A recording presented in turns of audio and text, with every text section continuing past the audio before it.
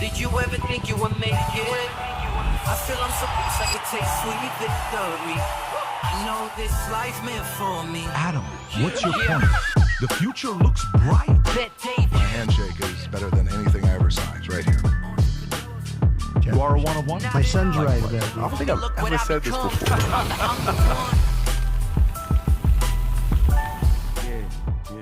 All right, so folks, we got a couple special people in the house. We got an Italian from New York who is furious. Mamdani is going to be the mayor. Yeah. Yeah. Stupid. I hate him. Go back to where you're from. You know what I'm saying? Where's he from? Freaking guy.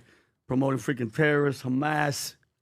God, Where? we're New Yorkers. How you doing? I don't Nice like outfit. that at all. Very nice outfit, though. Good to meet you, Vinny. You like And this curl? I love the curl. It's gonna stay there the whole freaking the whole time. Yeah. And then we have to your left, legendary driver. He's bleeding a little bit, but he's going to be fine. Look at this freaking guy. He's fine. I can go.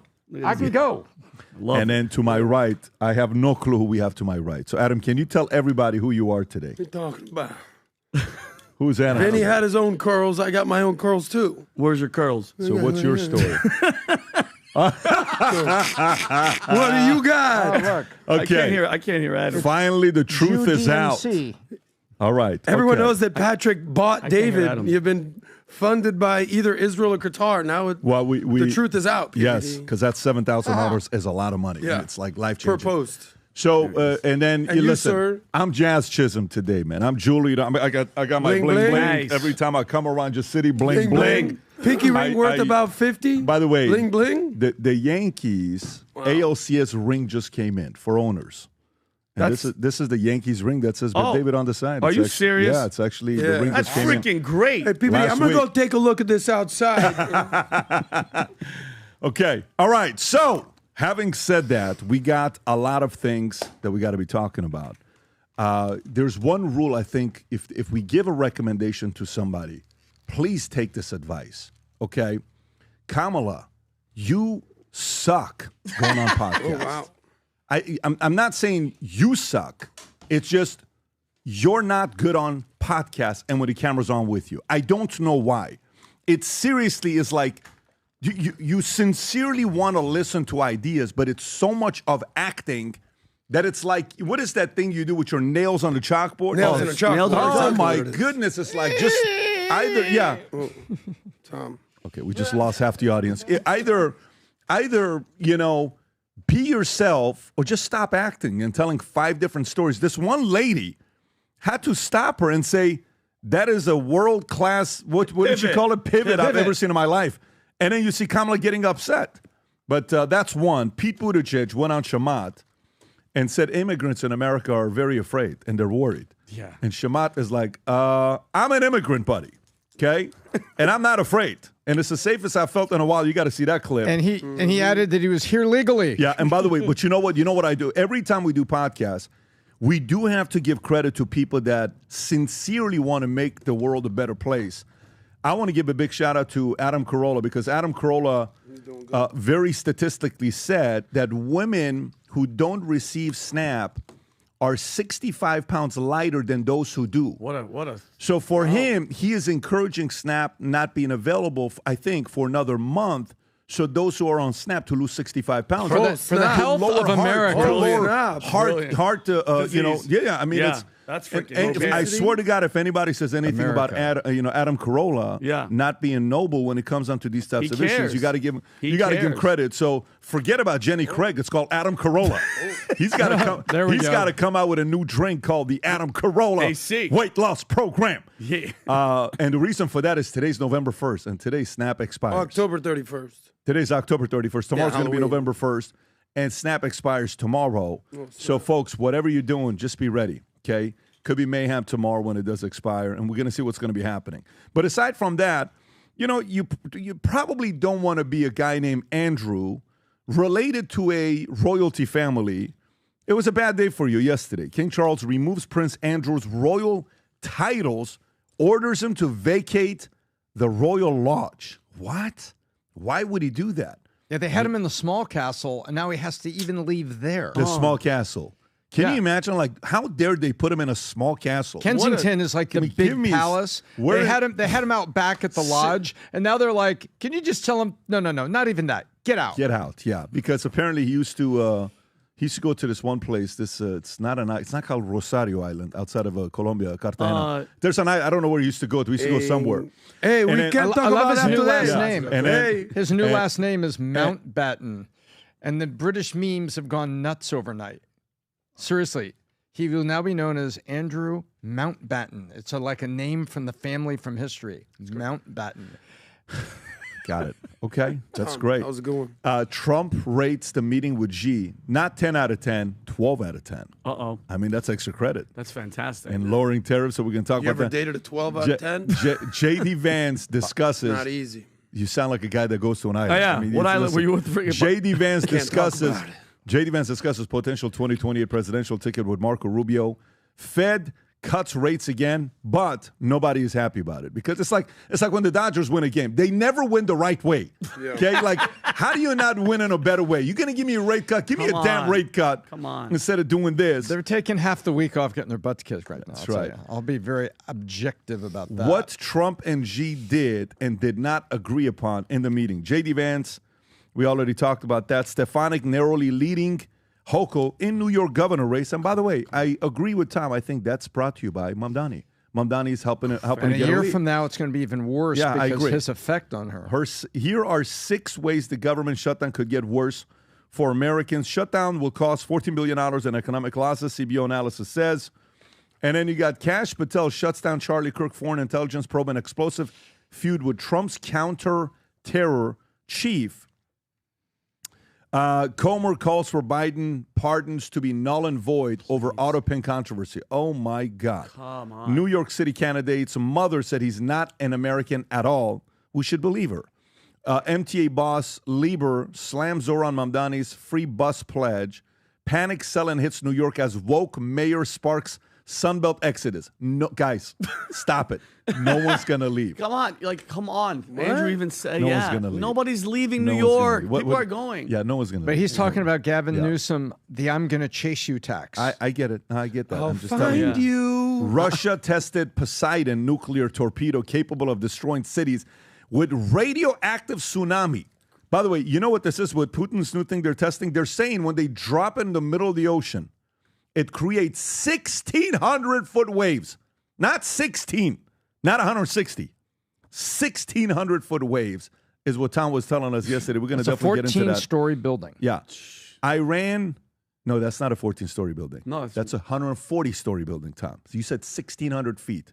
14-story building is 140 feet. Oh, I'm sorry. Each This floor is- is 10 feet. This is a little bit more than a If quarter that happens in mile. California, though, they're going to be Yeah. like, yeah, dude. They're Yeah, going to ride surf. that Yeah, thing. you're right. Oh, they're That's a good going, point. burning their That's a skin, good but they're point. going to No, by the way, this is going to cause a lot of people to get better at surfing. yeah. Iran rebuilding ballistic missile program with Chinese aid, defying UN sanctions. Bill Gates has changed his mind, folks. What? Shifts tone on climate, criticizes doomsday view, drawn mixed reaction. Oh, weird. And then Trump's grateful for Bill Gates' pivot.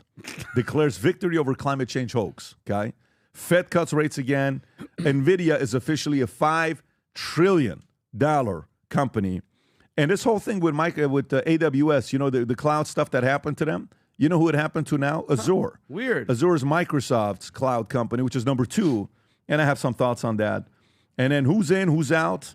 The rise of Barry Weiss at CBS. People getting fired left and right. And hypocrite Don Lemon, whose story is this? New York Post. Torched for saying Megyn Kelly looks trans. The left is using trans as an adult insult now. 2 NBA legends call players soft over new techniques in separate interview. And that is Michael Jordan and AI, not AI like, artificial intelligence. AI as in practice AI, right? I love Ellen. Ilhan Omar rips Chuck Schumer for not endorsing Mamdani in New York City mayoral election. Leftists losing slimy coward Gavin Newsom portrayal of Charlie Kirk. That's Sky News Australia. Gavin Newsom says he's moving on from appearing on Joe Rogan's podcast. And Kamala Harris World Cup. Oh, my God. There's just so many things with that. Anyways, having said that, let's get right into it. You know what is scary? Because today's Halloween. You know what is scary to most people? Planning. Most people are afraid of planning. Most people are afraid of sitting there and saying, oh, my God, you want me to plan for next year? But you know who's not scared of planning? I want to introduce you to this guy who was looking for a business plan to fall out of the sky for him. And it didn't happen. But he made a decision to put on his calendar on December 12th to spend an entire day with somebody. Go ahead and play this clip. Wow. Watch this fellow here. Good-looking guy, minding his own business. Yeah. The best-looking guy. Hey, Vinny. What's up, Pat? What are you doing? Waiting. Waiting for what? Business plan. To come from Scott. That's what people told me. It works That's not how it works. Work for Newton. That's not how it works. On December 12th, I host an event called the Business Planning Workshop, where we go through this entire manual together on how to write a business plan based on 12 building blocks. Okay. All you have to do is click on a link below. Okay. Get registered. December 12th, we'll be together all day. All right, so can we go eat right now? Because I've been Yeah, here for let's 4 go. hours waiting like for an the idiot. sky. Idiot. I mean, he even made me look up the second time to see if it was going to fall or not. But it's not falling. For some of you guys, I got big plans for 2026. December 12th, come join us. Rob, can we please put the link below everywhere so people can see it? For those of you guys that are listening to it in audio, it's bpw.bedavidconsulting.com. Join us December 12th together to write up your business plan for 2026. Having said that, there's some rough business planning going on for 2026. You know why? Why? Because Snap is about to expire tomorrow. Wow. And people are losing their minds, but not Adam Carolla. Absolutely Adam not. Carolla has advice for people, right? Good. So, what to know about Snap as benefits set to expire amid government shutdown. So let's read a couple of these things for some of the folks. Folks, if you're watching PBD podcasts, I don't know how much of you are relying on SNAP. So maybe you don't know about it. So let's educate you a little bit. The federally funded supplement nutritional assistance program called SNAP has been increasingly searched topic of discussion as the government shutdown threatens to halt benefits for more than 42 million Americans who rely on it. If the shutdown, which is nearly 1 month mark, continues into November, SNAP benefits could cease as early as November 1st. What is SNAP? The program sometimes referred to as food stamps, issues electronic benefits to millions of eligible low-income individuals and families. Those benefits can be used to purchase food. Who is eligible for SNAP? U.S. citizens must apply for SNAP in the state they currently live in and must meet requirements such as resource and income limits. This is ABC News' article, by the way. How do SNAP work? Benefits from financial assistance. What can SNAP buy and where can SNAP be used? Eligible households can use their benefits on fruit and vegetables, meat and poultry and fish, dairy products, breads and cereal, and other products such as snack food, non-alcoholic beverages, and seed and plants that produce food for the household, and how Trump's mega bill changed SNAP. Remember, this is ABC.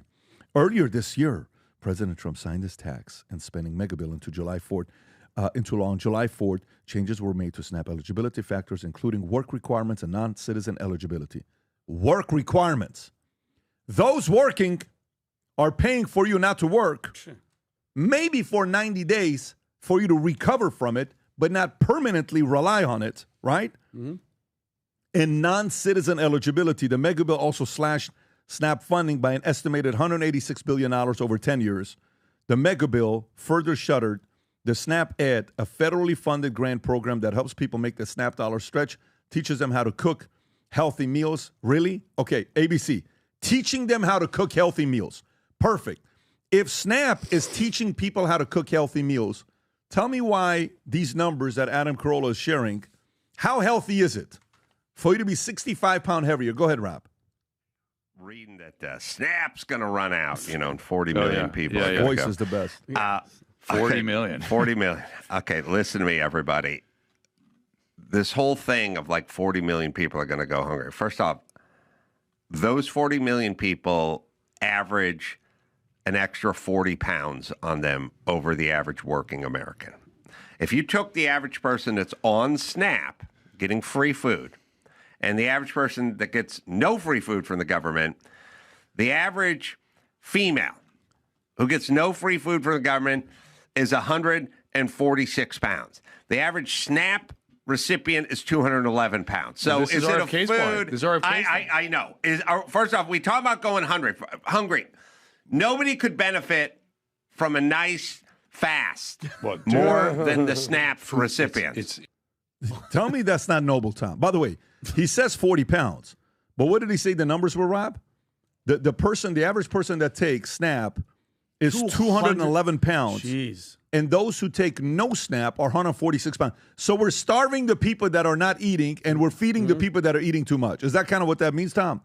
Tell me about the math here, because just a regular guy here trying to figure this thing out. What's going on here, Tom? Well, I think Adam Carolla is making a point that it's not helping people.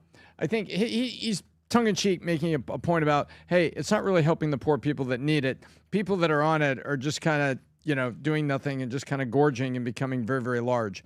We have to remember a couple things. I'm not going to repeat any part of the story, Pat. I'm going to run into something here. The Dems want SNAP to become part of UBI.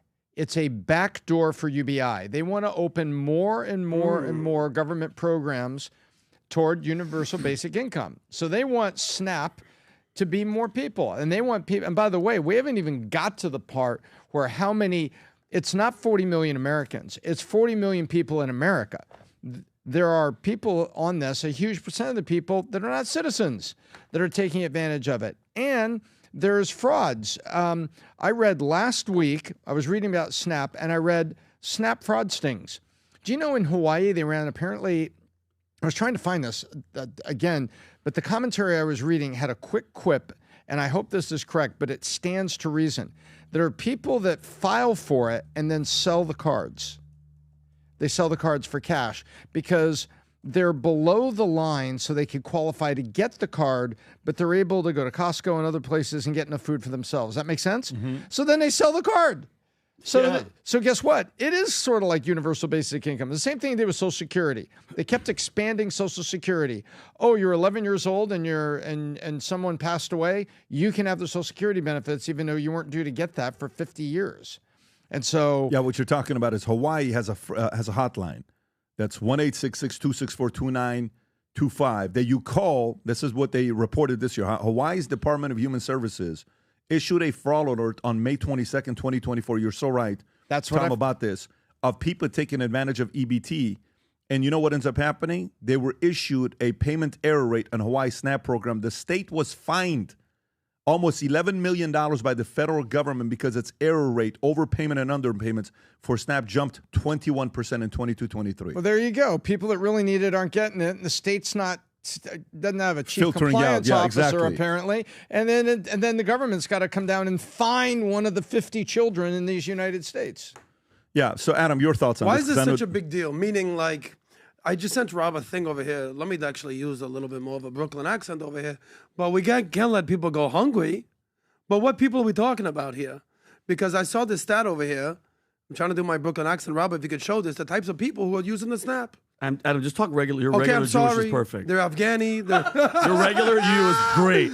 Don't make it crazier. Vincent, I'm trying to do Go a ahead, character just go. here. I want to hear the story. Look at these people. Where are they coming from? They're definitely not my people. They're Afghani. They're Somali. They're Iraqi. The Haitians. I love the Haitians. They're eating the cats. They're eating the dogs. But are these people not Exactly. American? Who are you? Are these people not supposed to be here? Is this what's going on? Why are they getting the cat? One of my buddies right now is in the middle of texting me. He's an American. I'm not going to use his name, but he's like, bro, they're going to cut me out of SNAP. I said, why the hell are you on SNAP? Yeah. You've been in this country. You're born and raised in America. Yeah, what is You're he? a father with 2 kids. Why are you even on? Why are so many people on SNAP? Have you ever been on SNAP? Because he can. No, but AKA because he food stamps? can. No, because he You know can. what? SNAP is food If he's in stamps. Hawaii, Yes. someone's going to I call love him. how they and turn changed him the in. name to make it sound cool. Oh, SNAP. Oh, it's food SNAP. stamps. It's food stamps. By the way, have you ever been on it? Never. PBD, have you ever collected food stamps? Food stamps, yes. You have. Why did you collect it? 19. I did not. My mother did. I was Your 12, mother did. 13 years old. How yeah. long did she collect it for? I couldn't even tell you. Okay. My first job, I worked for 1 year, then I got laid off, and they gave me unemployment, they gave me food stamps. It lasts for 6 months. 6 months. Yeah. You should be able, if you're a working and able-bodied person, you should be able to get a job 6 months later. We've all heard the stories of the welfare queen just having kids and getting food stamps, and like you get married to the government, you never need a man, you never have to work, the government pays for you. How long is that sustainable? People talk about the entitlement programs here, Social Security, Medicaid. Those are people a lot of times that can't work.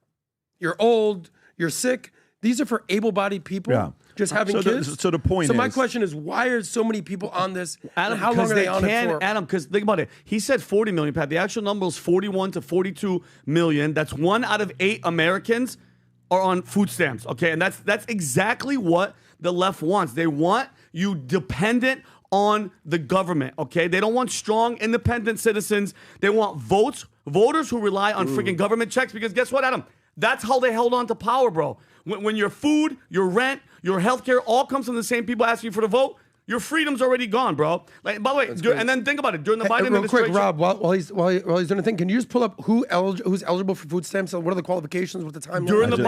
During the Biden administration, Democrat, remember they were like asking for voter ID is racist. Who are they pandering to? And then Gavin Newsom has made it illegal to even ask for identification in California. Okay, they flood the country with the illegals, and those are their voters. And here's the truth, Pat, and I love that you said it in the beginning. If you're an able-bodied American citizen and you choose not to work, but you're living off the government, you shouldn't be able to vote. I agree. Do you feel me? I agree. By the way, check this out. So here's a guy, World Star just posted this 19 hours ago. By the way, a lot of foul language, so brace for impact. If you got your kids around, earmuffs, kids. Hide my wife, hide your kids. Step away from this. But this guy is talking about folks who are getting food stamps. Go ahead and play the clip, Rob.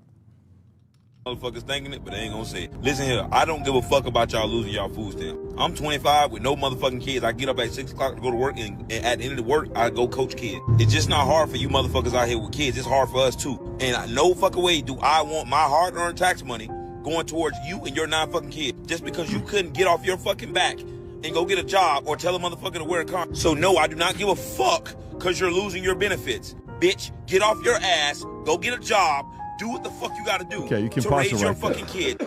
I will tell you, he doesn't curse as much as Kamala does. Kamala's horrible. Exactly. Kamala goes a little bit more. But obviously, a part of that, on what the point is, I was in the military, okay?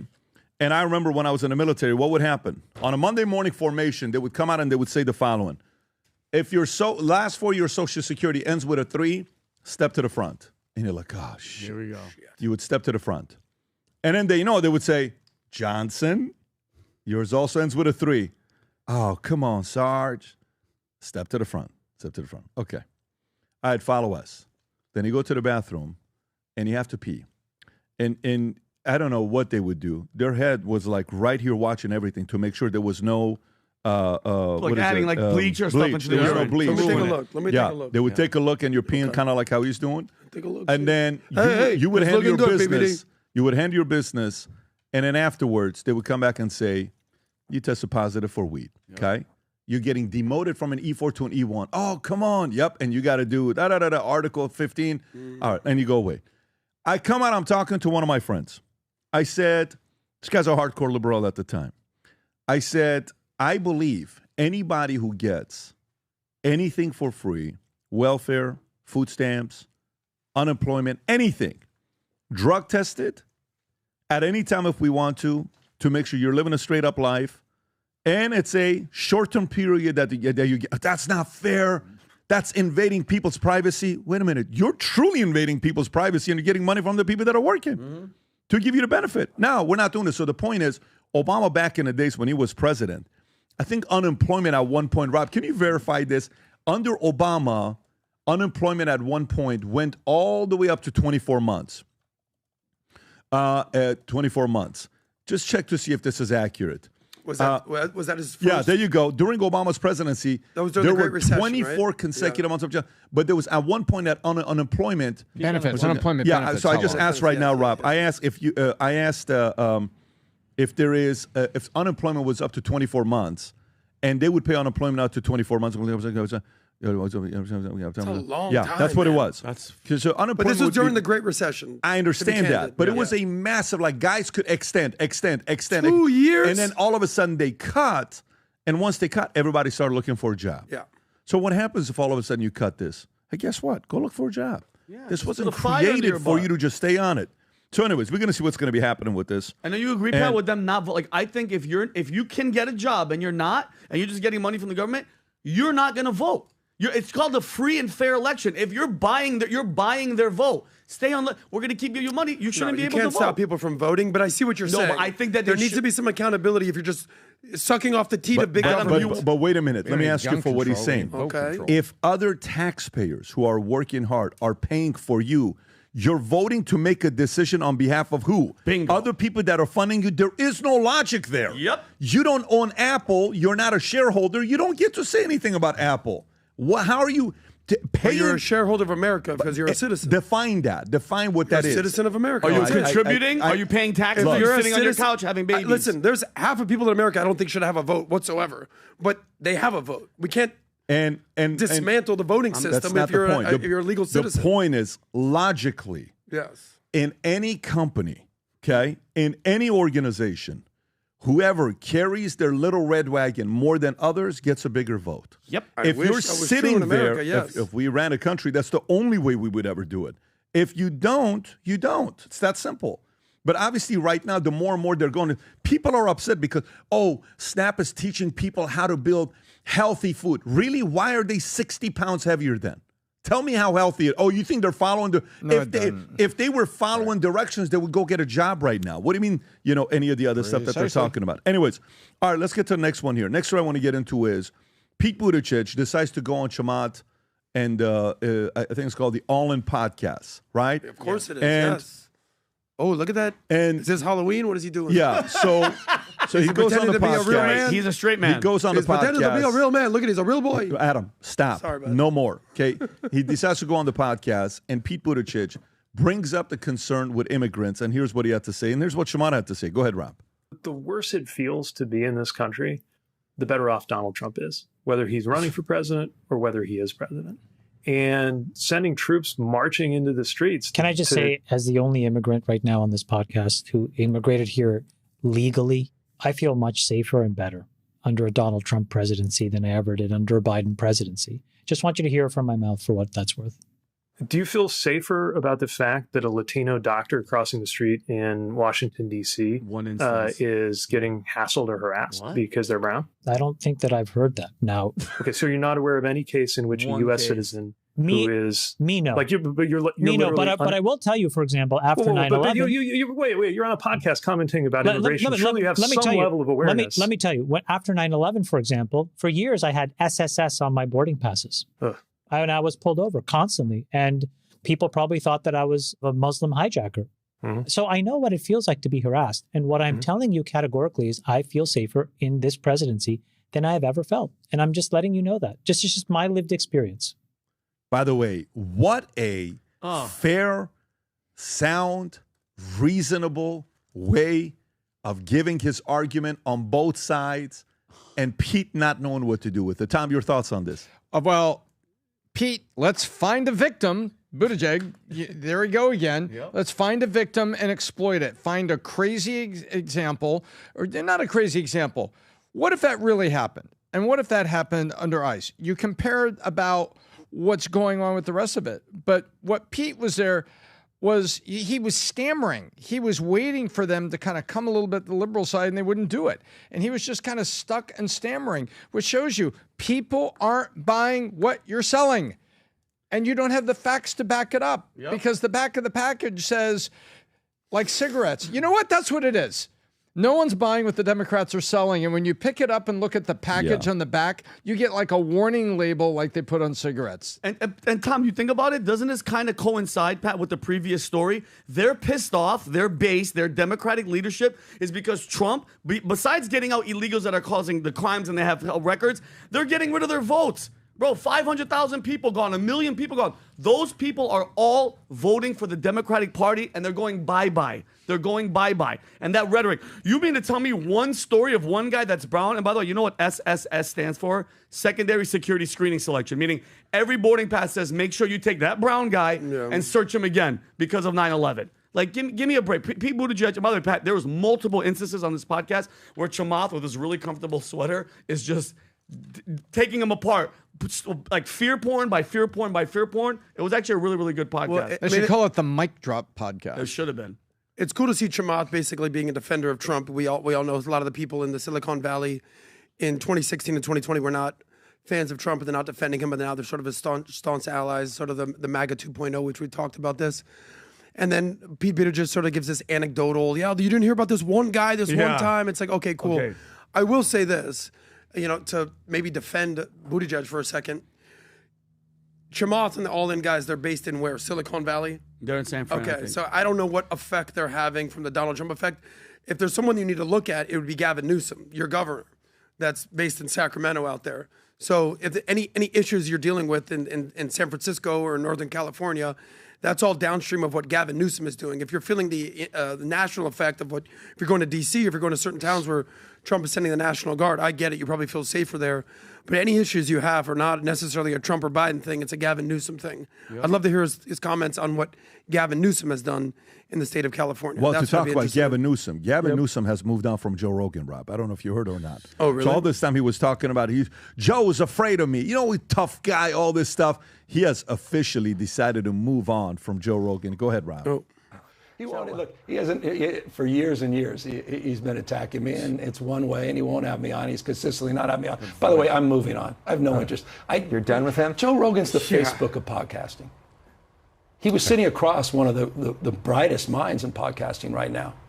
The guy was in the mic. And there are a lot of people at the mic doing extraordinary things. Who's he talking about? He's talking about Andrew Schultz. Got a pretty big audience. Still. He's talking about Andrew Schultz. What do you mean he's talking about Schultz? He even says that he's talking about Andrew Schultz. He was sitting across from him. Big enough confidence. I didn't go there. He was going to say the B word. To have me on. Well, you've called him a chicken. But he's been attacking for. But here's the thing. God. These guys, they all have something in common. It's one way. They attack, they belittle, they demean, they take things out of context. But this is a serious thing. But enough about you. And so often we just sit back and go, oh, God, I really would love to go on. Oh, if Kamala Harris just went on Joe Rogan, she would have won. It's not. It's so much deeper than that. And the unwillingness for a guy like that to even have the common courtesy to attack someone and not have the decency to say, you know what, why don't you have a chance to come on? Let's have a civil dialogue. I've watched you on podcasts with like Sean Ryan, who's a close buddy of his. He had the courage on me have 4 hours. Right. Sean Hannity, folks like that. And so if I can go on Sean Ryan and Sean Hannity, what are you worried about? Joe, you're going to cook me or I'm going to cook myself. This is what's called spiteful ex-girlfriend energy. You ever break up with a girl and she just completely just like, oh my, I hate him so much. He's the worst. I would never get back with him. And then you call her and she's like, hey, what's up, honey? You're telling me if Joe Rogan doesn't call Gavin Newsom or Jamie, his producer, and goes, hey, we'd like to have you on, you think Gavin Newsom is going to say no? Let me go to Tom. Go ahead, Tom. What do you think about this? What I think about this is Gavin Newsom is trying to use reverse psychology on Rogan. He was trying to say, oh, well, he's been spiting me. And you called him a chicken. That's what Alex said to him. And he's trying to use the reverse psychology. Gavin Newsom is desperate to get on the Joe Rogan podcast and on other podcasts because they want to roll those clips together when it's time for all the campaign ads so they can look like man of the people connected to everybody. That's the play here. There's a playbook that goes with the 2028 campaign that has launched a year and a half ago with Gavin Newsom when he got together and made sure that he could bait and drag Ron DeSantis into a second-tier channel, ran their mini debate. Remember that? Mm-hmm. And so what's he doing there? This is a guy, Gavin Newsom, who has a playbook for media. He knows exactly what he wants to do, and he's trying to belittle, bait, and tug on Joe Rogan's team to get himself on there. But you know what? They're not having it. They're not interested. Yeah, and look, at the end of the day, when he's doing this, I think a part of this is the following. He wants to say when he runs for president, I asked to go there. Exactly. I'm not like Kamala. I'm not afraid. I'm not this. Yep. I even told him, and he said he's not going to have me on. I'm not afraid of doing this or this other stuff. Now, on the other side, he's a leading candidate for the Democratic Party for president 2028. The previous one, Kamala, here's what she just did. She sat down with yesterday. By the way, I really don't like doing Kamala clips. Not Jon Stewart. Go to the other one first, Rob. Is the one with the world-class spin or misdirection or whatever. I love this one. I really don't like putting clips of her, not because I feel bad for the audience. Mm-hmm. I get it. Because it truly is so hard to... I can listen to Newsom. Yes. So I'm not insulting. I can listen to Newsom. I can listen to Obama. It is so difficult to listen to her. Because she just folks, if you're eating, practice your mental toughness and emotional toughness for the next minute and a half. Go ahead, Rob. Oh God, Rob, can you pause it? Does it get into it fairly quickly? Because I don't want to play the whole thing. You know what I'm saying? Where she stops him, boom, boom, boom, and then she. You're right. So go all the way to the beginning. It's just the first minute because it's a 2-minute 47. I don't want to go through the whole thing. Watch this, folks. Wasn't Joe Biden then to put it on him? Wasn't his refusal to recognize his own frailties the reason that you faced a nearly impossible task?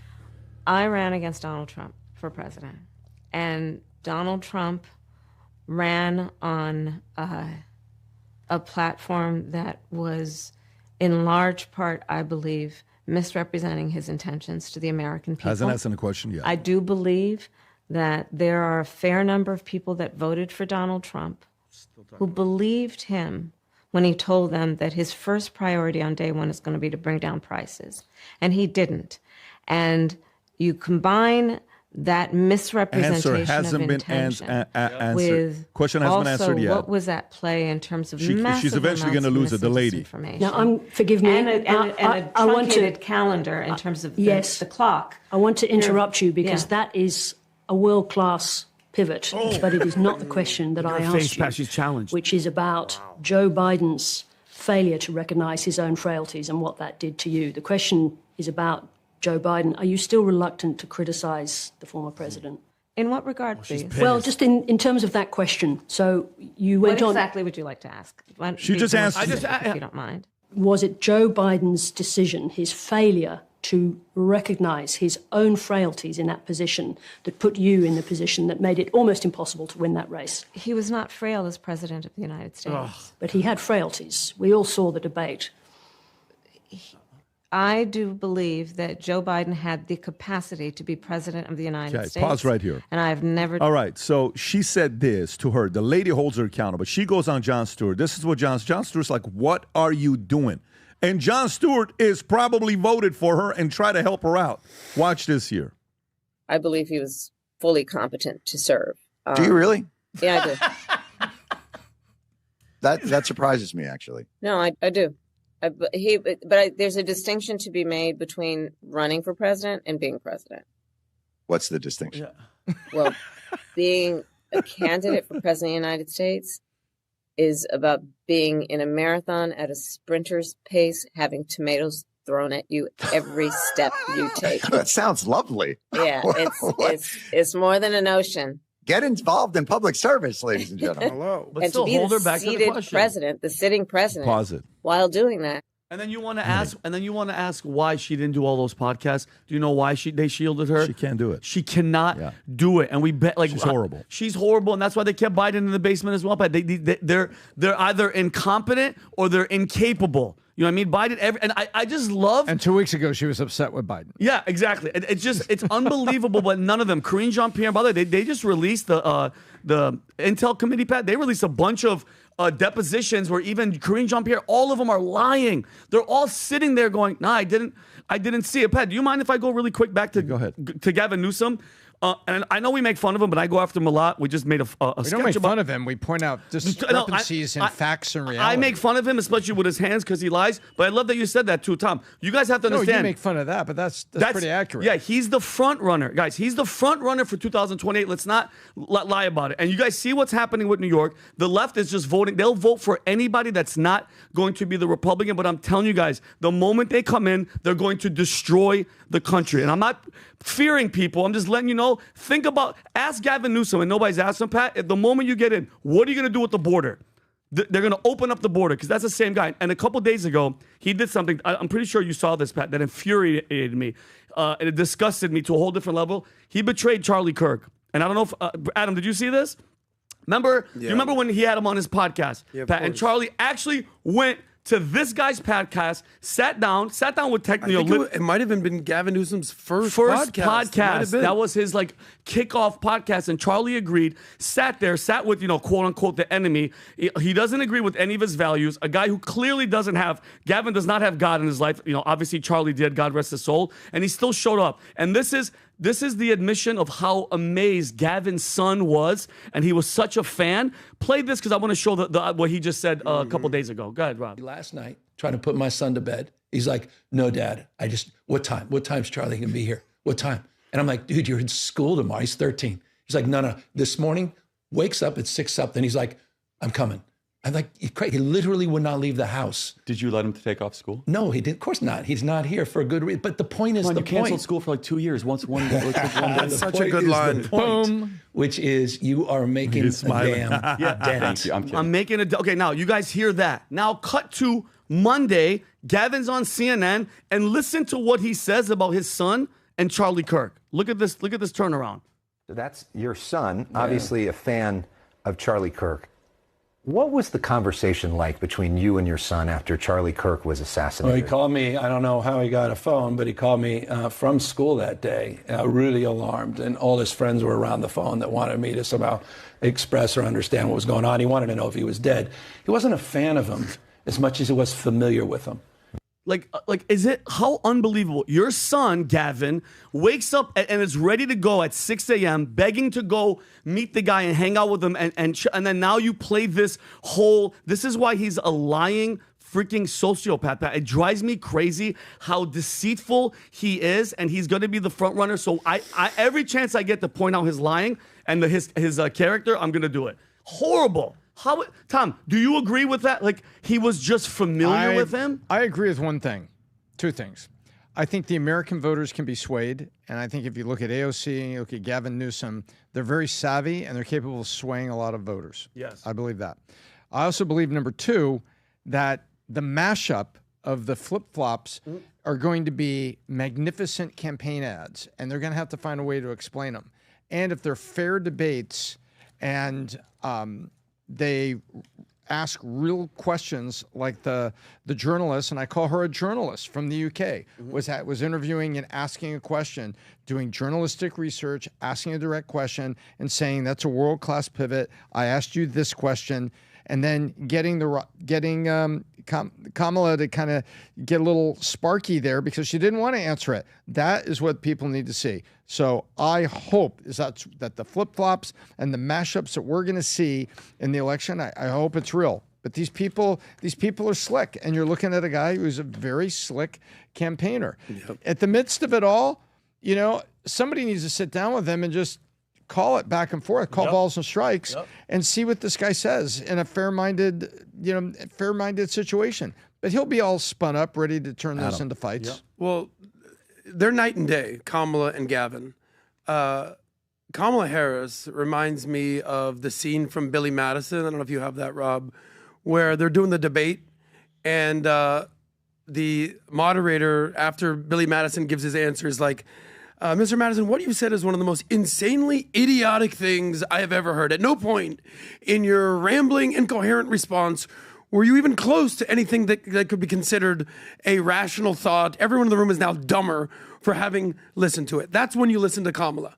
You're just like, did I get dumber? What just happened here? What was the whole time and space? And God. You're sitting there and she's rambling. Even PBD has to tell you to wear earmuffs before you get on. Gavin is the exact opposite. He's as very good. Skilled as a politician as it gets, and it's slimy, and you feel like you need to take a shower. Yet people are going to vote for it, and it's authentic. Yet it's fake. And he's going to put on his little. He is so skilled. Yep. To anyone thinks that Gavin Newsom is not going to be a realistic opportunity to be the president of the United States, God. you get another thing coming. No, he's completely he's capable and he's completely fake. Sure. And by the way, I got to correct myself. Sarah Ferguson from ABC's International Channel 730. She's Australian, not British.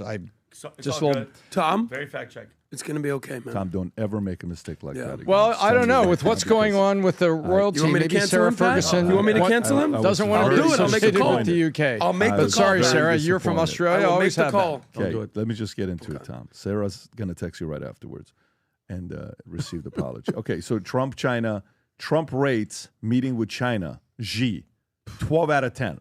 Nice. Guys, it was that good on the meeting that took place, which is great, okay?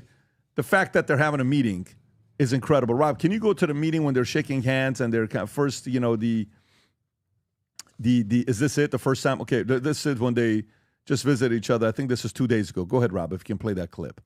Go ahead. The President of the People's Republic of China. Look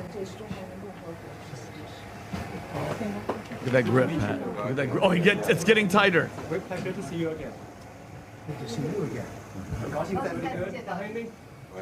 It's hurting my hand. And we're going to have a very successful meeting, I have no doubt. But he's a very tough negotiator.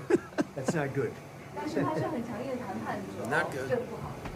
You know what look he's giving? You know She's giving or Trump? She is giving a look like, oh my God, another American. Because you have to realize, for them, they're not a flattery community. Oh, no. They're not going to be like, honey, you did such a good job. Straight A's or you're fired as my son type of an environment, right? Yeah. And then afterwards, he's on Air Force One, the famous office. I don't know why he always does this meeting Right in that door. Right by that door, yeah. Go ahead, Rob. That's He's where it goes asked about down. how the meeting went. Go ahead. I think we've discussed mostly what we said, pretty comprehensive. We're going to issue a statement on some of the details. But overall, I guess on the scale of from 0 to 10, with 10 being the best, I would say the meeting was a 12. Okay, I think it was a 12. I think very importantly, just the whole relationship is very, very important. And I think it was really good. Especially coming on the heels of the... Tom. Well, I think what Trump is trying to do is get the deal done. And China is still going to be thinking long term. And on the other side of life, you have economy, and then you've got defense, and you've got little leaks coming out about China going to help Iran or something. So you have those little leaks coming out. So you see China's still playing this 3D chess, but I think the president made great progress economically. You had Besant over the week before, I believe they were in Malaysia, wherever it was. They were not in China with the Chinese diplomats representing the economy.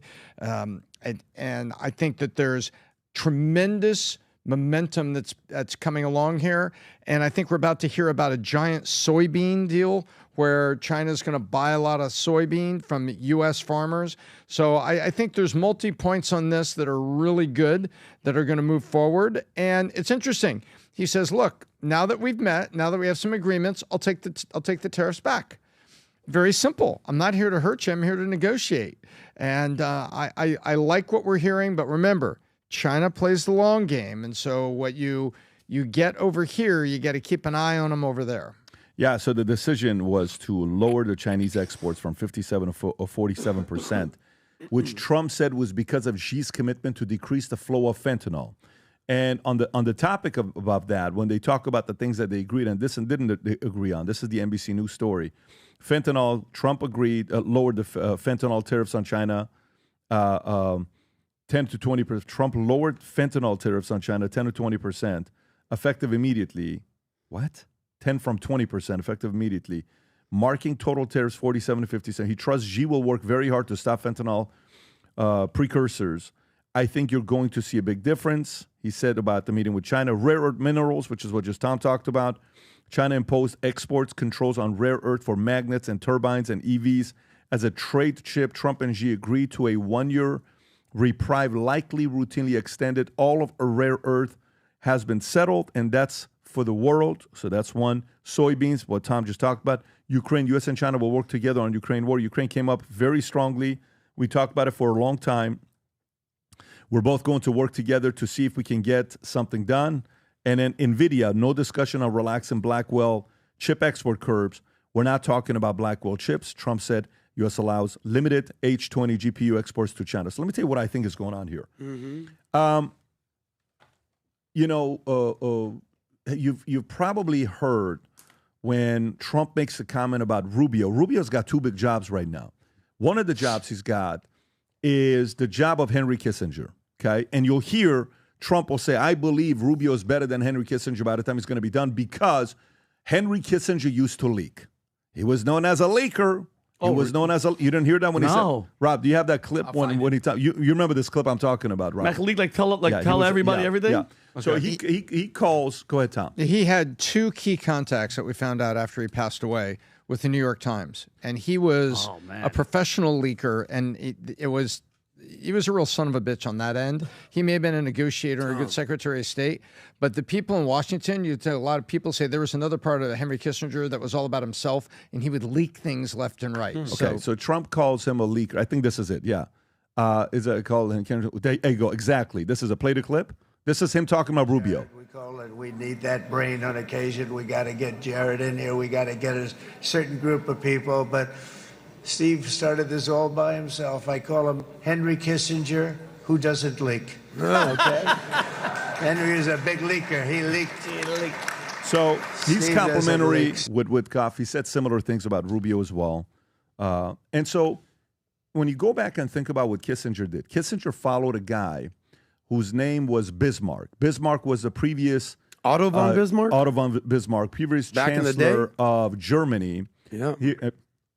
The Second Reich, which sounds bad, but it's the, and so in the 1800s, Yeah. he was dealing with, a handful of countries that he was always having issues with, and he was never the biggest. So you're dealing with Austria, you're dealing with Hungary, you're dealing with France, you're dealing with Italy, you're dealing with Russia, and he had this, triangular diplomacy that he would follow to have relationship. You always want, if you're the strongest, which America is, China's second, third is Russia. Triangular diplomacy is befriend this guy to eliminate this guy, okay? So meaning Trump tried really hard to get good with Putin, to build that relationship with Putin. But Putin didn't play ball with him. So then what does Trump do? If you take Trump, U.S., Russia, and Ukraine, who would that be in triangular diplomacy? Who should he get closer to? If it's U.S., Russia, and Ukraine, who should he team up against the other? It's U.S. and Ukraine against Russia. Yes. But in U.S., China, Russia, it's who? It's U.S. and Russia against China. Yeah, of but Putin's not playing ball. So if Putin's not playing ball, now he's going to go, okay, you want to do this? Guess what? I'm going to go and develop a stronger relationship with China. And now he's doing this with China, and he's forcing everybody to leave Putin on an island. The one question that you often get asked is the following. Why did Nixon get off the gold standard? Why? Why did Nixon get off the gold standard? Do you realize since 1971, every single thing can be positioned back to 1971 when we got off the gold standard? Everything. Debt just blew up. Everything blew up since 19. But the reason why they did that at that time, and Nixon went and opened up China, there's only one reason why they went and opened up China. In 1970, Rob, can you type up who were the top 10 biggest GDPs in the world in 1970? Adam, Vinny. Who were the top 10 biggest GDPs in the world in 1970? In 1970, U.S. was number one. Okay, who's two? I would put Japan up there. I would put Russia for back then. They're still up there. I don't know. Top 10? Yeah, He's they'd be in the top 10 for U.S. sure. was one. One. Japan was two. Look at that, Vinny. Germany, Germany's France, up there, right? UK, Italy, Canada. All the G7 countries. Canada was All the bigger than G7 China. countries, yeah. Think about that. Canada's bigger than China. Go a little bit higher, Rob. Go a little bit higher. There's one country that's not on there, though. USSR, okay? USSR. Yeah, of course. And by the way, USSR Communism. was so he's sitting there wondering, what's going on with Russia and the communist regime moving. Nixon decides to go out there and team up with who? Little China. Yeah. Wow. China had the biggest military, but they didn't have the biggest GDP. They go and help China to equalize who? Russia. Yep. And what ends up happening? They created the enemy. Of course. China got bigger than Russia. Whoa. And then China's where it's at today. So to me, Trump right now is trying to do triangular diplomacy, and the better person that would have been a better partner for him to go against China would have been Putin, but Putin's not playing ball. In my opinion, it would have been better for us to be closer to Russia to hold China accountable than the other way around. And it didn't work. And you don't want everybody to be getting along, and you also don't want to have a good relationship with both of the parties because you can't hold the other one accountable. Everybody's ambitious. Everybody is motivated, but he's going through a challenge right now. He's really, the entire time while he's talking, guess who he's talking to? Guess who he knows is watching Putin. everything he's Putin. doing, he's watching Putin. And you know what Putin does? When he sees this taking place, here's what Putin does. Oh, really? Okay, no problem. Let me drop some crazy-ass news, Mr. Trump. Okay. So what does he do? Here's what Putin does.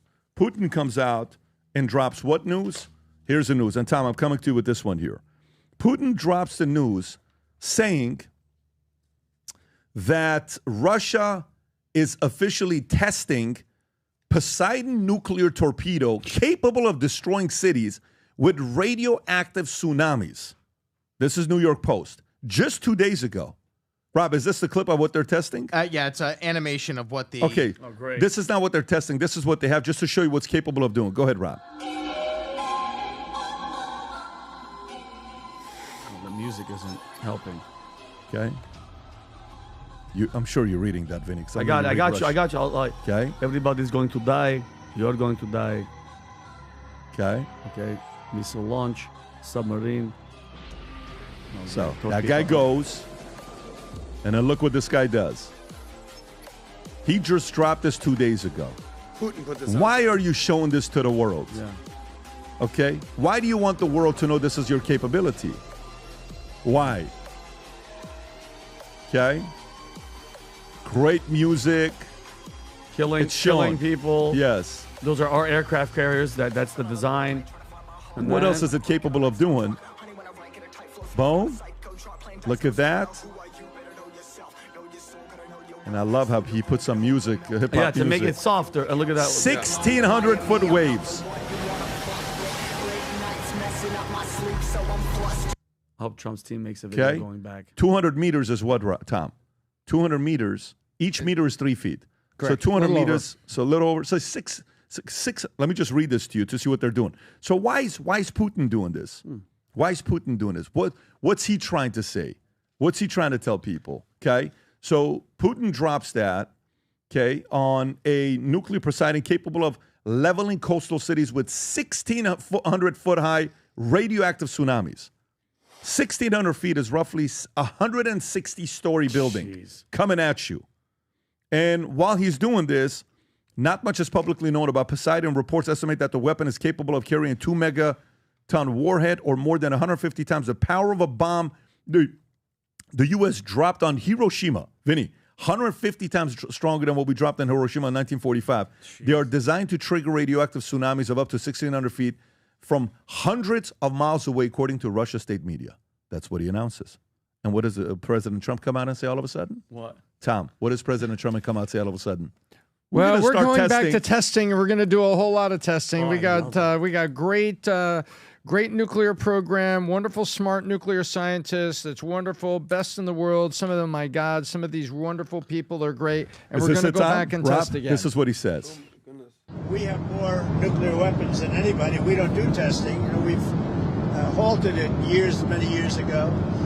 But with others doing testing, I think it's appropriate that we do also. It was a Okay. So when was the meeting with Xi? Just this week. But what day? What day? Give me a day. What day was it, Rob? When was the meeting with Xi? Xi was 2 I thought days it was ago. Wednesday. Wednesday? I think Wednesday. Okay. And when? Our Wednesday, right? That's right. Our Wednesday. On October 30th, which is yesterday. Yesterday. Okay. Do you Thursday. know when Putin announced this testing? When? Do you know when he announced? Hours afterwards. Thursday? No. A day before. Oh. Which is like, hey, right before your meeting, Okay, I got I that's want you smart. to know Tactical. what we have that we got going on. Okay. So, Tom, your thoughts, okay, with everything that's going on right now with Russia, China, how do you think this is being managed? And who and what country you think is preventing the negotiation from going smoother? Well, first of all, Russians interfering here, and Russia's doing it deliberately. You had China in the days leading up to the South Korea summit where Trump and Xi met, Live 101. And by the way, never mind, there was a whole bunch of South Korea positive announcements that were made. But Russia is the one that's meddling here. Russia is putting it out there because they know that we are with Ukraine this week and trying to get the war stopped there. And we know that Russian stuff and Chinese stuff have made it to Iran, and that's annoying to us trying to get peace in the Middle East because Iran turns around and repurposes that stuff in their support of anything that begins with H. And so Russia making an announcement ahead of time it's like, let's say you got, Vinny, let's say you got divorced. You were a divorced person. Sorry to and hear your that, wedding's going to be on Saturday. Okay. And your ex-wife, who's giving you complete crap about the custody of the kids. I met her. On Friday, she makes a big announcement. I'm pregnant with twins, and emails it to everybody. So Great. you're going to your wedding, and you got your 2 little girls there with you. Yeah, custody for the weekend. They're going to be in your wedding. And then people start asking them, oh, you're going to have little sisters. Isn't that great? That's what Russia's doing. They're throwing announcements down. I honestly didn't get any of that story. I'm. What's your point, Tom? First of all, my ex would Russia's do something like that, making so a he's right. nuclear He's testing right. announcement a day so before. whose kids are the twins? That's what I want to know. I already have 2 kids, but she's lying and saying that even if it's not you true, that never there's- called them. You didn't pay the I child have- support. You need a DNA Guys, test. I'm No, sorry. what happened little was Susie and it little was 18 Deborah. years, And on the 18th birthday, you found it wasn't listen, his. I'm here talking about triangular diplomacy. Tom's talking about twins diplomacy. I know. What? Talking But go about ahead, that Tom. 4 woman. No, it's so think about it. Think about it this way. The U.S. does have a relationship with Russia. Yeah. We're trying to negotiate through it. We're trying to make that a better relationship. We're trying to end the Ukraine war. Yep. At the same time, Russia's got this gas and energy deal that they've tried to do with both India and China, mostly China. And so in the midst of us getting together with China, Putin doesn't want us to have any sort of the ice thaw on the relationship with China, none whatsoever. So he's happy to make our Poseidon torpedo could wreak havoc and everything on there. And Trump just says in Air Force One, well, if other people are going to go back to testing and announcing things, maybe we should go back to testing too. By the way, we have more nukes than anybody in the world. I actually love that. And we have more technology. I love that. So, okay, well, if that's the way it's going to be, that's the way it's going to be. Pretty gangster. Adam, thoughts? A couple things here. Number one, you talked about Henry Kissinger. The whole thing that Henry Kissinger did was he practiced something called realpolitik. He wasn't an ideologue. He was basically dealing with how can we neutralize the issue that is now the Cold War. There was at the height of the Cold War. I think it was when Henry Kissinger was at the height of his power. And in geopolitics, you needed to neutralize Russia by awarding China these benefits of working with America and opening up trade. And that was part of the reason that Nixon gold standard appeasement to China and using China as a counterbalance to Russia. Now, it's not even close. I mean, if you look at the most powerful countries in the world, Rob, I sent you a couple different links. It's USA number 1, China number 2. Russia is as strong as Singapore, apparently, in this graph right here, if you scroll up. Russia is a big, slow-moving nation. Zoom in a little bit. And Ray Dalio ranked these guys? Is this Ray Dalio? Yeah, it says Ray Dalio ranked the strength of nations by assessing metrics like GDP, world trade, education, military strength. Wow. So it's not just military strength. This is based on overall. So if it's military strength, Rob, if you can go to it, it's something else. But let me just look at this if you don't mind. Let me just look at this if you don't mind. So he put U.S. first. He is such a big pro-China guy. Continuously. Is he really? Oh, from the first meeting we had, it's been all pro-China. Eurozone, he put 3. Germany, Japan, South Korea. India, he put 7th. Interesting to put India 7th. UK, France, Russia, he put, Singapore, Australia. Yeah, I mean, if he's talking pure economy. Also, what is it, Rob, if we can highlight this, what is the blue versus the white component? It's like what your capacity is? Total strength. Per capita strength, gotcha. So what's interesting about this is if you could scroll down, I mean, who is the most allied with U.S. and China? If you just want to go real quick, the Eurozone is with U.S. Hold on, Rob. You're going a little too fast, my friend. Germany's with the U.S. Japan's with the U.S. South Korea's with the U.S. India, mostly with the U.S., mostly. 50-50. UK, what do you mean 50-50? Oh, India? BRICS? Are you like... Well, yeah, but they're more aligned with U.S. than they are with China. Are. Okay. You have Russia. We'll throw that to China. You got Singapore. I would throw that in the U.S. category. Australia, Canada, Turkey, sort of in the NATO. You know, they're definitely...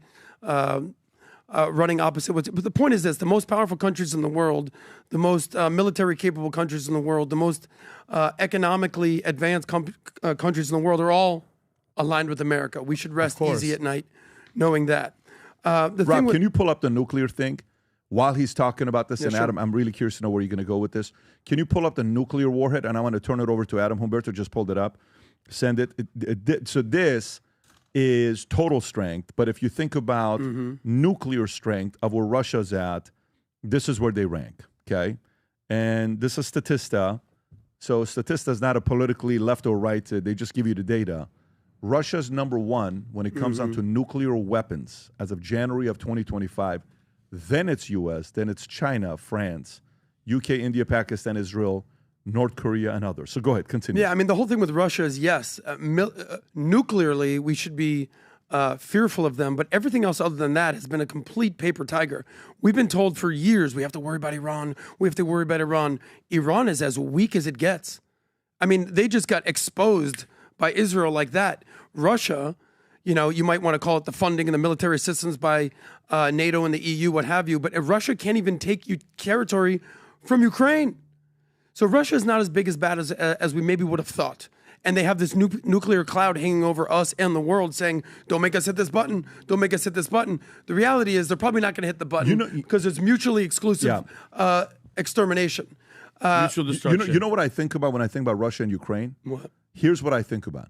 I think you ever see these guys that go into boxing that are massive bodybuilders who are 320 pounds, and then they go fight a small guy, 180, nimble, fast, quick. I think, and they get their ass whooped. And they get their asses whooped. Yes. The big guy gets their asses whooped. Yes, of course. But the point I'm trying to make to you is, what do big guys have that with one connection, the other guy's going to sleep? They got a knockout blow. They got one punch. And that's nuclear. And that's the nuclear. Yes. So Russia can choose to destroy Ukraine with their nuclear arsenal, but they can't because they know if they do, everyone's going to come after them. Of course. And Ukraine knows that you're not going to use it. So the part of you know. But you also have something called nuclear fallout. And I'm far from a nuclear physicist. That's Tom's job. But if you drop a nuclear bomb, it's going to billow and smoke and go everywhere. But there's going to be also, nuclear fallout all over Russia. And you know what? Am I wrong? You know what Ukraine is embarrassing Russia with? Everything? Drones. Oh, yes. Small little $500 drones. They're flying $500 drones into tanks and they're blowing them up. If you look at one data here, Adam, that's the most concerning. What's the one data there? Look at the plus minus since last year. Who's the biggest plus minus? China grew by 100 nuclear weapons just in 12 months. That's pretty. Hello.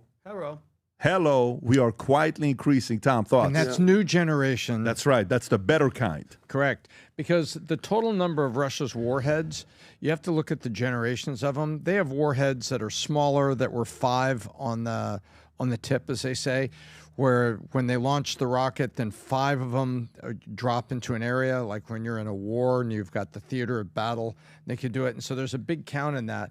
You got to respect the 4309. But what China did, that's 100 of the super modern stuff with the deployment system. And when you say deployment system, it's rockets that are big enough and accurate enough to go from here to there to put the weapon down. What North Korea has never had is a reliable deployment system. That's why you see them launching the rockets that they launch into the ocean near Japan. Yeah. And Japan always picks up the 911 and says to the U.S., they're doing it again. And they launch these rockets. What they're doing is they're trying to test and perfect their deployment system, because North Korea is just a little squeaky little voice until they get accurate rockets, missiles that can send the warhead from here to here. Yeah. But China's stuff is the advanced stuff. And that's what's nerve-wracking. You better recognize. You better recognize with and China, respect. For me, this real quick, China's the big. This is the gold medal of Trump's complete deal. I mean, he wanted to get in and out of the Middle East so he can pivot to China. Everyone knows that. He thought that he would end the Ukrainian war, Russia-Ukraine war, so he can pivot to China. Everybody in his administration understands you have to pivot to China. They are the people that you need to deal with. They're the people, whether it's tariffs, trades, fentanyl, agriculture, chips, these rare earth minerals, soybeans, supply chains. What does Russia have that we want to concern with? Number one, we want to end this war. They have oil and natural gas, and they have caviar and vodka. Russia is no longer a threat, maybe nuclearly. China is the threat that we need to deal with. And as soon as we can end this nonsense in Russia and pivot to China would be incredible. That may be right, but you need, and because of that, the better person to team up with is Russia, because China doesn't necessarily need you as much as Russia does. That's the part where it's, Trump, the way he was with Xi, it was good, but he wasn't as strong as he typically is. Why? Because Xi knows what's going on. And Xi, behind closed doors, is also doing his own game to cause Putin to distance himself from the States. Now, the one thing about China, when you think about their history, the way they like things to be fairly calm. Yeah. They're not trying to they just want to get so strong when it's fairly calm.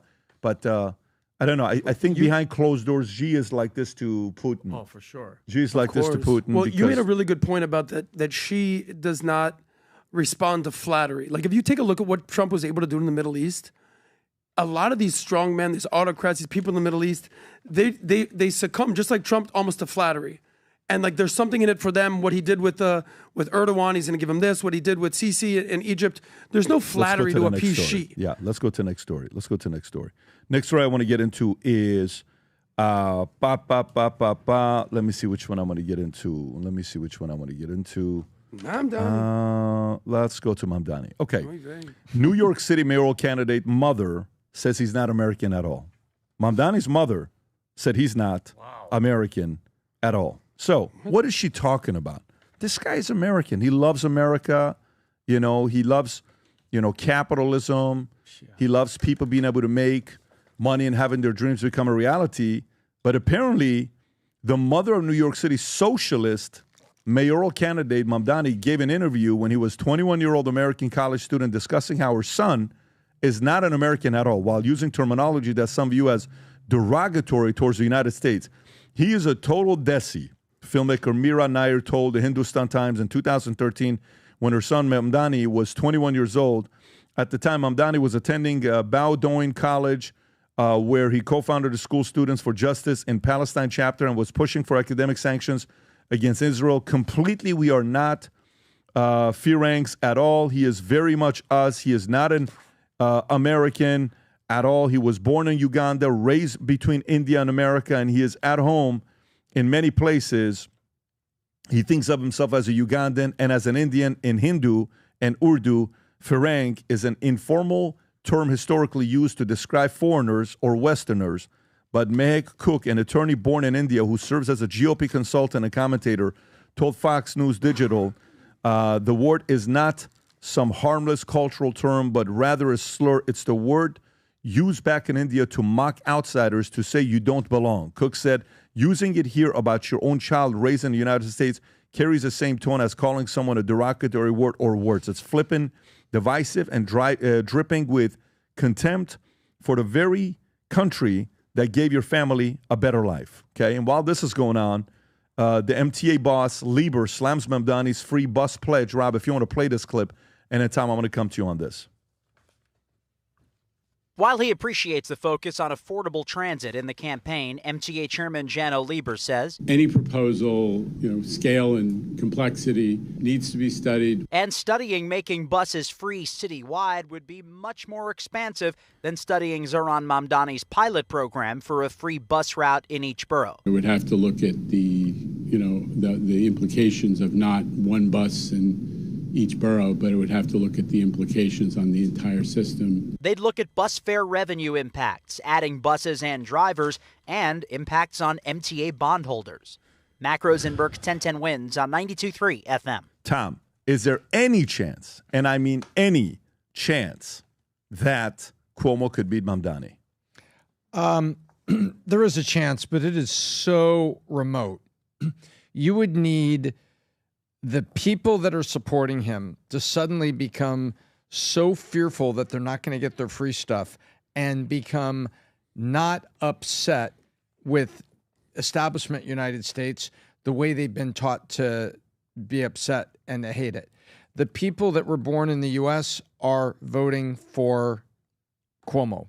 The people that are immigrants and are not from here are with Mamdani. And they brought so much of that into New York that right now it would take a cataclysmic event for the foreign-born population to say, you know what? I don't think he's going to be able to get me everything for free. We're not going to get the bus for free. We're not going to get housing. We're not going to get this. We're not going to get that. You know what? I can't do this. And to suddenly kind of go the other way. But right now, he's all about victim. Look what he was doing. He was telling a victim story about his aunt, and he was lying about it. Oh, she was such a victim. This is what happened. She was scared to go in public. And so right now, I don't think there's a chance. I actually just texted it to you if you want to use that. That's got all of it in it. I don't think there's a reasonable chance that he could lose this election. I think there is a chance. But man, people have to wake up and see that he is a snake oil salesman and that he's lying to you. So the people that believe you're going to get something, look at this. He's lying about his aunt. You've got the people that run the buses who are Democrats and have been Democrats forever with union bus drivers are saying, this doesn't work. The math doesn't work. How are we going to do this? So I just look at that. Look at the unions that are behind the bus service and all of that. Those aren't Republicans. Those aren't buddies going back with Lee Zeldin and people like that from New York who are conservative Republicans. These are not friends of the Republicans. And they're out there saying, what he's saying about the buses, that isn't going to work and that's not going to happen. Mm-hmm. So and I think when I see that, Pat, when I see just that glimpse from the MTA, you know what it is? People are waking up to the fact, says, you know what? We could be looking at a really bad outcome here. What could happen to the city could be really bad. And I think you're seeing little people wake up. But is there enough time in the next, 9 days or whatever it is? By the way, this is the greatest highlight reel of what things he said that contradicts what things he said. Go ahead, Rob. Very clearly, I will not defund the police. I am in favor of defunding the police. I want to speak to the memory of my aunt who stopped taking the subway after September 11th because she did not feel safe in her hijab. I was speaking about Zerafui, my father's cousin. Father's cousin, not your aunt. I don't really have opinions about the future of Hamas and Israel beyond the question of justice and safety. The struggle for Palestinian liberation was at the core of my politics and continues to be.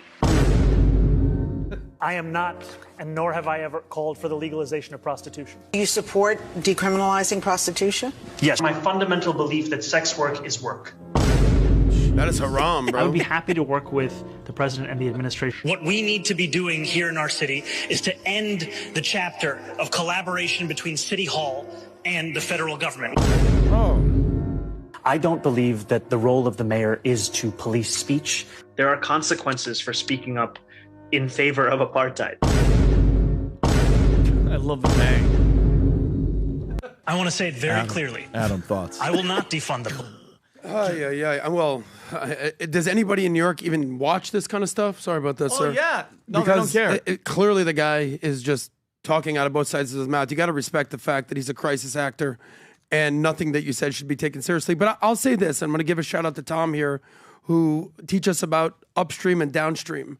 And in elections, there's up ballot and down ballot. So what I would say to New York is good luck, guys, with your new socialist communist mayor. Congratulations. If Cuomo doesn't pull it off, you're going to have this mayor, and best of luck to you. What I care about is local politics, because we've been so obsessed with what's going on in New York, what's even going on federally, that we forget that we're having local elections in America. So in Michigan, they're having elections. In Minnesota, they're having elections. In Ohio. In Miami, Florida, we're having elections. And what's interesting that I've been paying attention to the Miami Beach race. We have a mayor in Miami Beach called Stephen Miner, who's done a great job cleaning up Miami Beach. And we have this challenger, almost like the Mamdani effect, they're calling her the Mamdani Beach. She's trying to make Miami Beach Mamdani Beach. Her name is Kristen Rosen Gonzalez, and she's basically anti-small business. She's pro defunding the police. She's weak on crime, and it's very interesting to see the down ballot of what's happening here. The Mamdani effect is taking over the Democratic Party all around the world, all around the country. So it might not affect you what Mamdani's doing in New York. Who cares? Good luck. But it might affect you in Miami. It might affect you in Miami Beach. It might affect you in Ohio. It might affect you in Michigan. We see this Somali pirate, the guy that's running for mayor of Minnesota. So it's like, at what point in America are we going to take a look and say, do you love America? Do you stand for American values? Do you want to help small businesses? Do you want to help fund the police, not defund the police? Or are you the Mamdani who says out loud, I'm pro-Palestine, I'm anti-police, I'm pro-prostitution, and then the next month he's like, I love Israel. Like completely lying. I love the police. Completely lying. So the two-faced thing. So in Miami, that's what I'm concerned about. I'm in Florida. That's what I'm concerned about. So I'm helping the current mayor of Miami try to defeat this, communist leftist in Miami. But you need to do your part in your city. New York is probably going to fail us, but you need to do your part in other cities all around the world. Where's he from? Where was he born, Pat? Uganda? Well, okay, here's my question. I might be crazy. If the president of the United States has to be born in America, why shouldn't the same rule apply for every political position? Think about it. Like, if you're being born here matters for national security and everything. Why would we ever let anybody else from any other country run the show? Think about that. They're like some Trojan horses. They're telling you what they are. They're lying to us. If it applies for the president, you need to be born in America to serve in any capacity in government? Just in political mayors. No, that's not how it works, bro. No, Adam. But guess what? Because it's not. Look what you're going to get. You're getting people from different countries coming in to run the city, Adam, and it's just starting. They're waving a flag of a foreign nation. The guy from Minneapolis, Rob, is that the guy? Yeah, the Somalia. Adam, they're playing their song. 30-year-old candidate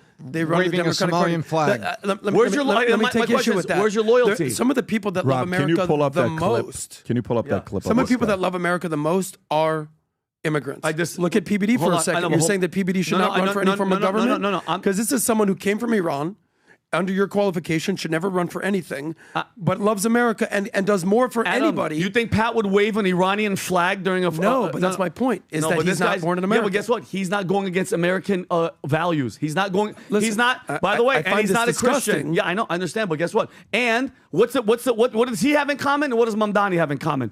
They're in a Christian nation playing that Muslim stuff. And guess what? I'm sorry. I'm not comfortable with it. It's not. Yeah, I don't put a lot of people agree with you. I hear you. We are a Christian nation. You have a freaking guy waving a flag of a different country in my country. And what do you think is going to happen? What do you think the Mamdani effect is happening? And you're about to feel it in Miami.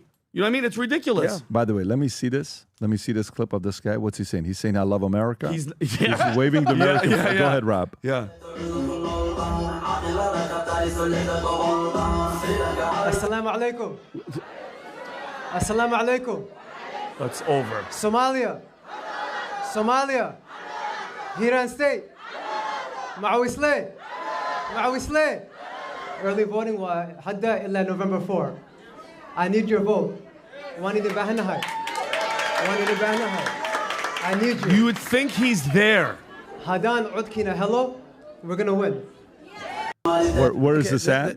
This is in Minneapolis, Minnesota. Can I tell you how many rallies I've been to similar to this? Okay. In Miami, just like they have Little Mogadishu, the Somalian community, we have a massive Cuban community. Just like how in Glendale, there's a massive Armenian community. Yep. I've been to the first political event that I've actually donated was Mayor Francis Suarez. He's Cuban. His father was Cuban. Half the people there are Cuban. They're not waving Cuban flags. They're waving American flags, saying we as Cuban Americans love American values. They don't get up on stage and say, hola, ¿cómo estás, mi amigo, mi gente, qué pasó? Yo necesito. They're like, we love America. Let's keep America the way it is. We had to flee Cuba. We had to flee Free Fidel. We love America. That's the challenge, is the Democratic Party is embracing every single other flag other than the American flag. When you get here, the whole premise is, sure, you can love your country, you can have your flag, but there's only one flag that we wave here, and it's America. You don't get up on stage and not wear you're waving a Somali flag? Yep. That's the problem. So I understand where you're coming from.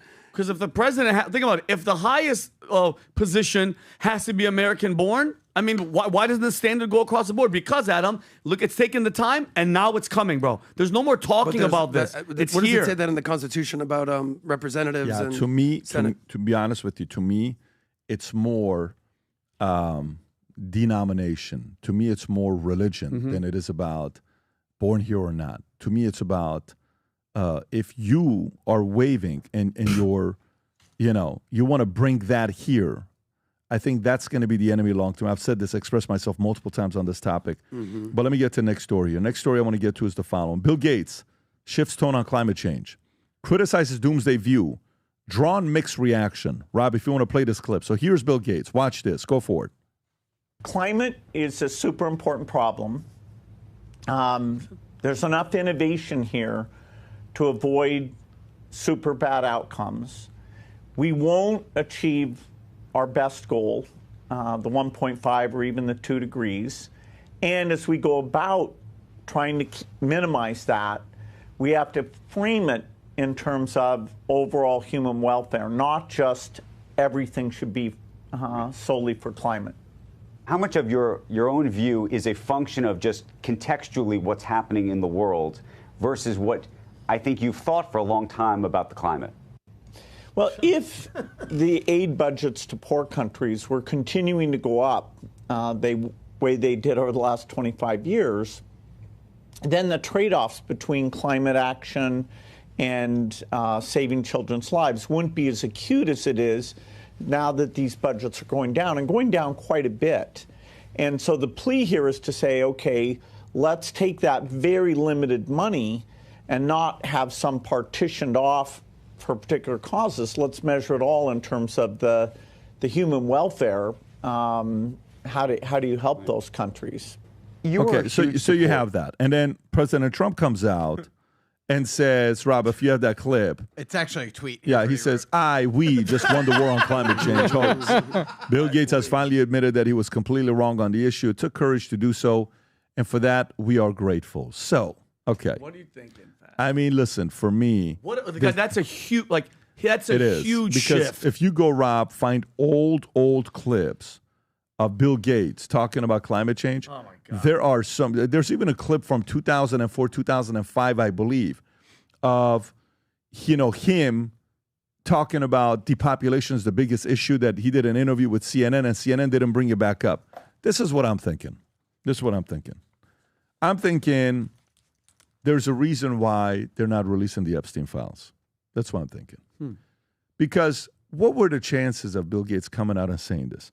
If I had you on Kalshi, okay, and I said to you a year ago, what are the chances that President Trump is going to get Bill Gates to come to the table sitting right next to Melania Trump, and Bill Gates is going to say climate change is not an issue anymore? What would you have said a year and a half ago? 2%. What would you have said, Very Tom? small. Be honest. What percentage would you have said? I want to know what odds you were giving me, but I'd be like, no, this guy is sold out to that. Yeah, It's exactly. not gonna Right? happen. That's not going to happen. Okay. Yeah.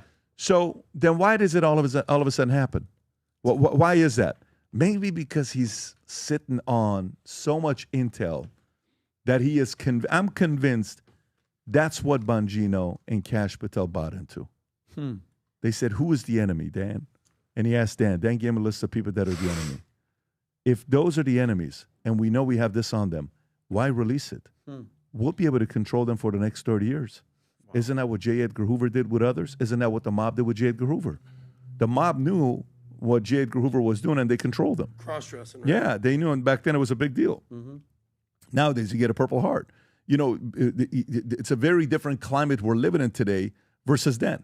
So to me, the only way somebody this dramatically makes a 180, there has to be something to have on you. I don't think it's like, oh, you know what? I had dinner with the president. What a nice guy. Yeah. You know what? I don't know what you're saying about him. This guy's not as mean as you say. Wait, what? He is so sweet. Bill? No, Trump Bill. is the sweetest guy. Bill, listen. You don't wake up and go, you. oh, wait a minute. There's a page 22 of this report. Bill, something's changed in you. No, it ain't so bad. Yeah, no, man. I think these are the types of things that everybody is playing lower level management and podcasts and opinion. And then at the higher levels, like, look, guys, if I ever make it to heaven, which I don't think I will, maybe I'll tell you all about it over a game of backgammon. And you finally realize, till then you will never know, son, because you're not at this level. Yeah. Just enjoy and panic and do whatever you're doing and watch all the fear porn while we run the world and run the country. And then one day, if you ever get a job like this, you'll know what this looks like. But these are some of the things they're going to have to do, because these are some of the things the enemy does to you as well. I think that's what's going on here. That's my speculation. Let me make sense of what you're saying. You're saying that they traded their political weight around the Epstein file to say, oh, let me dangle this here. You're playing chess, or you're playing checkers. It's a We're possibility. playing chess over here. We need to come out there and basically deny everything you've been talking about for the last decade.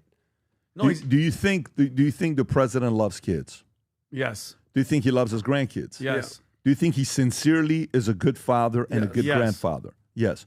Do you think he can't stand what Epstein and those guys did? 100%. Okay, so if you think he's that and he knows this has already happened and these people are grown, he feels bad for him. But his way of making sure the country and the world stays sane is by using this. So, Pure speculation. So I don't know. I actually think that is an incredible take, and you're going 5 layers deep. And I think that's actually, I said that the speech that Trump gave at the UN, which I called probably one of the greatest speeches that we've had. Yeah. Which we had some. He talked about the mass migration. You're talking about how Europe is crumbling. Talked about the threats of China and the rise of anti-Semitism and everything's going to go. But then the linchpin was the climate change denial. Do you remember that? Mm-hmm.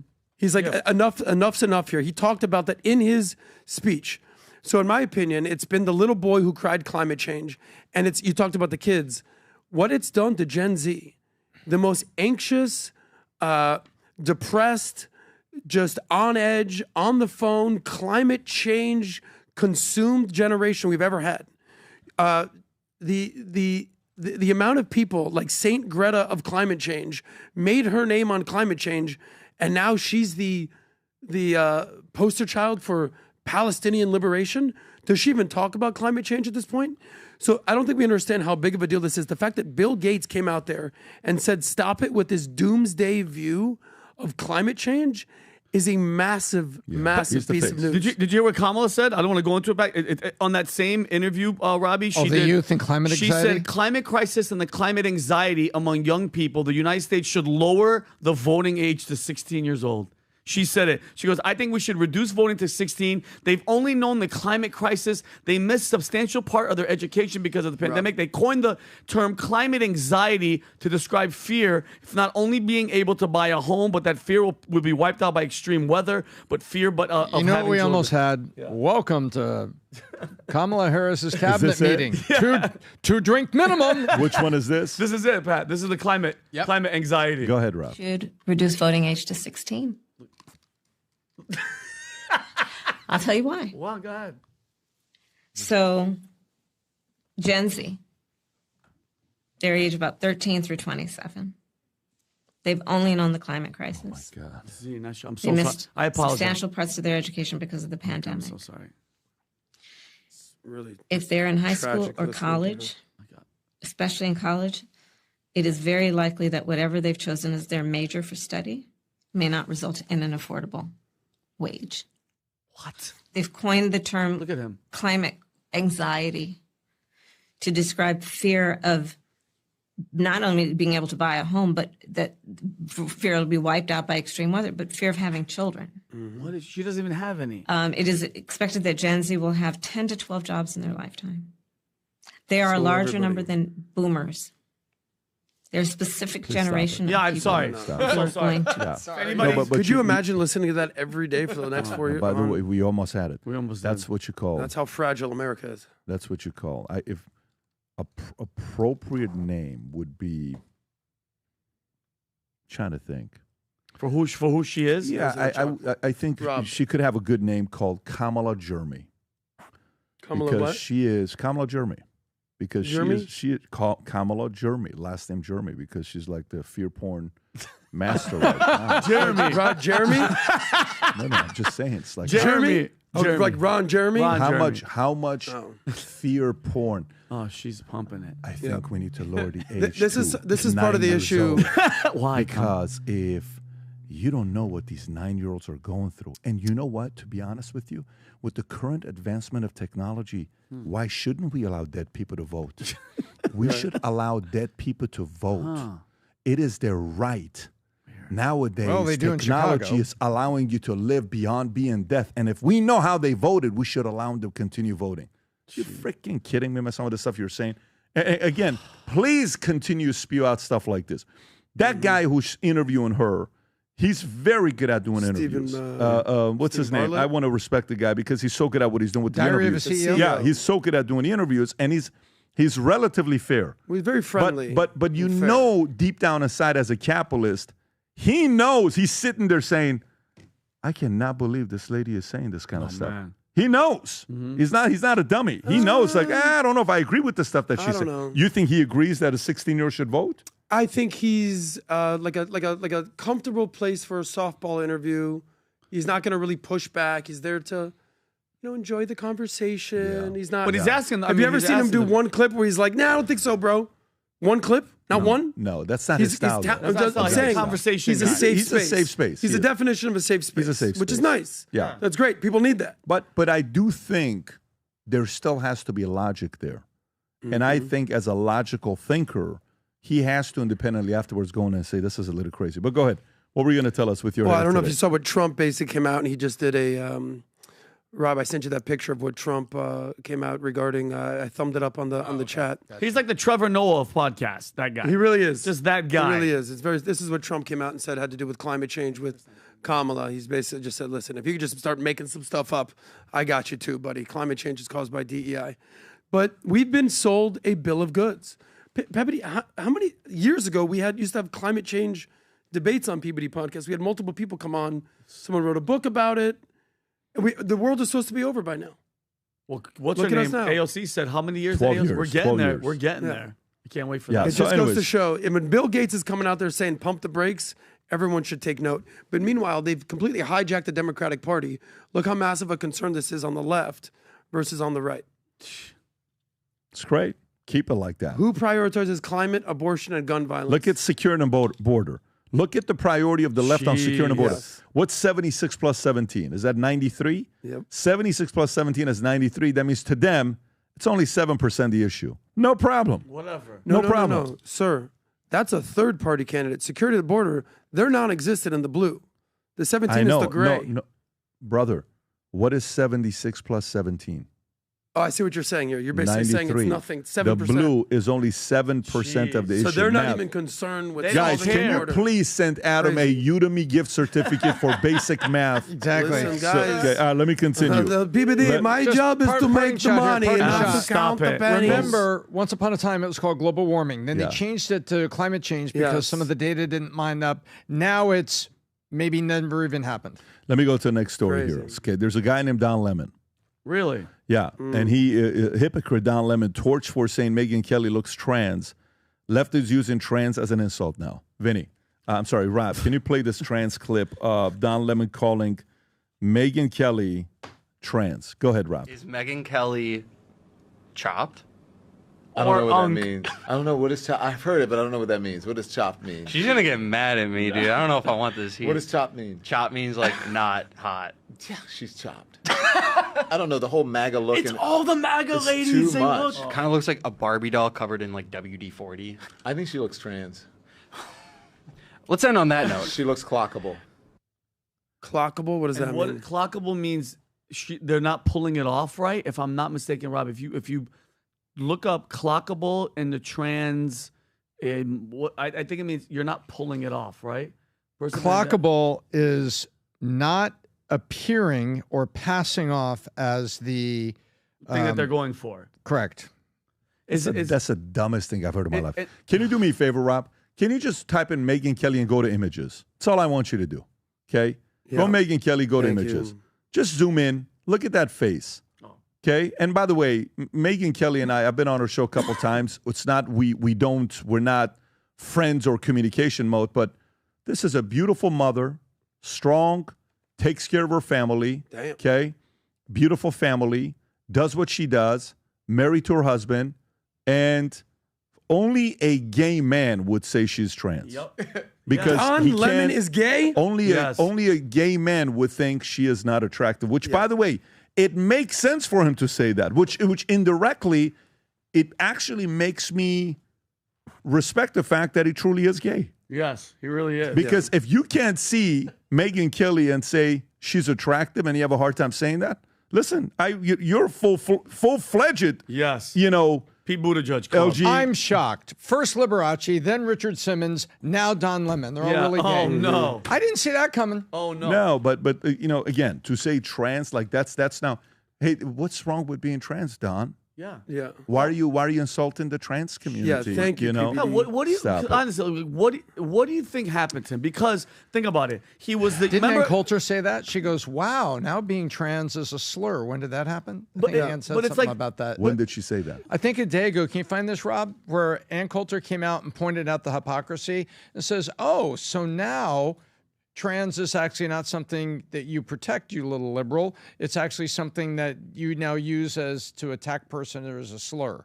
And where is the outrage of his LGBTQ plus? Where are the T's at? Why aren't the T's? Anybody else talks about the transgenders? It was forget about it. You're transphobic. People are gonna come after us and kill us. Why is he speaking like that? One of the biggest hypocrites, and I'm just trying to figure out what happened to this guy. He used to be on CNN. He used to have good points of view, especially with when he was like young black people. He's married to a white guy. That might be the problem. That might be the problem. I don't know. I mean, look, for me, if you're not happy at the home, Pat, Vinny, there is a lot of impact that whatever you listen to for a long time, everybody at some point in their lives is being brainwashed. Mm-hmm. Let me explain to you what I mean by this. Either your parents are brainwashing you into believing you can do something special with your life. Or your parents brainwash you into believing you're a loser. But either way, you're being brainwashed. One of them is using detergent and cleaning your brain of all the nasty negativity minds you have. The other one is using viruses when they're washing your head, brainwashing you, and they're convincing you you're not capable of doing anything special with your life. But either way, you're being brainwashed. And then when you get out of college or high school and you go into college, you're being brainwashed. If you go, work with a bunch of people that are business owners and they encourage you to work hard, they brainwash you into working hard. If you go to a place and hang out with a bunch of people that are single mothers, part of the 210-pound community that is getting snapped that Adam Carolla was talking about earlier when he's trying to help lose weight, if you're part of that community and you're hearing other people say, hey, just go have a couple kids and live off of this and this and that. Okay, maybe that's the wrong. Everybody's being brainwashed. It is so flippin' important who you listen to. The wrong community can totally destroy your life. Totally. So I'm having a conversation with one of my friends, relatives, and I said, man, you're listening to way too much negative stuff. And it's truly, I'm feeling it. I'm anxious being around you because all you're consuming is negative stuff. Get off of it. It's too much. So no, but this, I'm like, listen, I understand. I got it. I'm with you. I also follow some of these stories, probably closer than you do. But I don't go to the point of jump into conclusion with everything that's going on. Just kind of pump the brakes a little bit. But to me, I think a Don Lemon, Vinny, just think CNN hires you 3 years ago. Who are you today? They would probably have a little bit of influence on you. Of course. You go, and even the more younger we are. So Don Lemon, who knows what happened to him? Because one of the greatest clips of all time with Don Lemon is when he talked about, pick up your pants. Stop using these words. We've shown that clip many times. And even Morgan Freeman, I don't want a Black History Month. Do you? Yeah. What happened to us? Look at us. We did okay. Yeah. Why are we talking about Black History Month? But yeah, it's disappointing for him to go after Megyn Kelly. But that's actually a horrible position to make. Yeah. There's a lot of good positions you can make to potentially go up against conservatives and say stuff. Megyn Kelly? Yeah. What are you talking about? Well, it's just indicative of who the Democratic Party or the Don Lemons are. Indicative what? What'd you say? You're taking indicative. Oh, indicative. Indicative. Yeah, I know. You got it? Yeah, I got it. Indicative. Got it. Go. Okay, thanks, Vinny. But it's indicative of them that they just constantly double down on the 20% of the 80-20 issue. Nobody in their right mind, any straight man will look at Megyn Kelly and be like, dime piece, attractive, smart, capable, feminine, opinionated, but like classy. She's a poster child for what you would want from a wife, from a woman on air. Like incredible. And then you got Don Lemon spouting whatever nonsense he's talking about. By the way, if you compare their ratings, I assume that she blew him out of the water. Don't even. If you look, I think he's in the streets. He's doing his independent thing. I think she probably has 4 or 5 million subscribers on YouTube. I would guarantee you he probably doesn't even have 1 million. I guarantee you that. He's in the streets at this point, Adam. He's in the streets. He belongs to the streets. But the fact that he's shaming a woman for being a trans woman when the Democratic Party built their brand for the last 5 years on trans women are women, and don't be shaming trans people. Where's the shame? Where's the hypocrisy? What's the different, Rob? What's the different? He's at 970. 970. Megyn Kelly's at 4.5 okay, so million. she's 4 times bigger than him, let's just say. So he's punching up. She probably won't even respond because she'd be punching down to this sad man just on a she will irrelevant definitely podcast. respond. She will definitely respond. And Rob, do us a favor. Subscribe to Megyn Kelly's podcast right there. She needs our help. All right, so let's go to the next story. Next story I want to get into. How much time we got? 10:49. Okay. Let me see here. Kash Patel shuts down Charlie Kirk foreign intelligence probe, an explosive feud with Trump counter terror chief. Let me read the story to you on what he's saying. Kash Patel. Let's go through this. So here we go. Okay. Kash Patel crushed efforts by Tulsi Gabbard's closest advisor to see if foreign powers was involved in Charlie Kirk's assassination. The head of national counterterrorism, Joe Kent, analyzed FBI's files to determine whether Kirk's alleged killer received assistance from foreign power. Kent's investigation alarmed Patel, who believed the counter-terror chief was overstepping by interfering with an ongoing FBI investigation. According to the New York Times, Kirk was shot in the throat by a high-powered sniper rifle while speaking to college students at Utah Valley University on September 10th. The Times spoke with supporters of Kent who claimed he was doing his job by chasing down any leads to ensure no foreign groups were involved in Kirk's death. After Patel discovered Kent had gone through FBI case material related to Kirk's killing, a tense White House meeting was held to discuss the matter. A roundtable meeting between Kent, Patel, Gabbard, J.D. Vance, and White House Chief of Staff Susie Wiles and senior DOJ officials were held at the White House. Kent told the administration officials that he was granted access to the FBI files by low-ranking agency official. Trump administration officials were worried that Kent's probe into foreign interference could provide ammunition to Robinson's defense lawyers, who could then argue more than one suspect was involved in Kirk's murder. Adam. Well, the date that we have to kind of pay attention to right now, because there's so many rumors swirling out there, is this January 16th. Have you heard about this date? January 16th, 2026 is apparently going to be the pre-trial date that Tyler Robinson is apparently supposed to appear in court. They said that the legal system is already in motion. Charges have been filed. The defendant is incarcerated without bail, and the state is preparing for trial. So until that date, rumors are going to circulate. People are going to go out there and make all sort of allegations, insinuations. We know who's out there just kind of claiming all sorts of wild things, that the President Trump has allegedly killed Charlie and naming a day after him, and people are alleging these foreign governments. But the reality is, unfortunately, none of this is going to come to light until the trial actually starts. Then you have people in Charlie Kirk's camp, you know, our friend Andrew Colvett and Mikey McCoy, who was basically his right-hand man. There's allegations that they were involved. I think all this is going to come to light.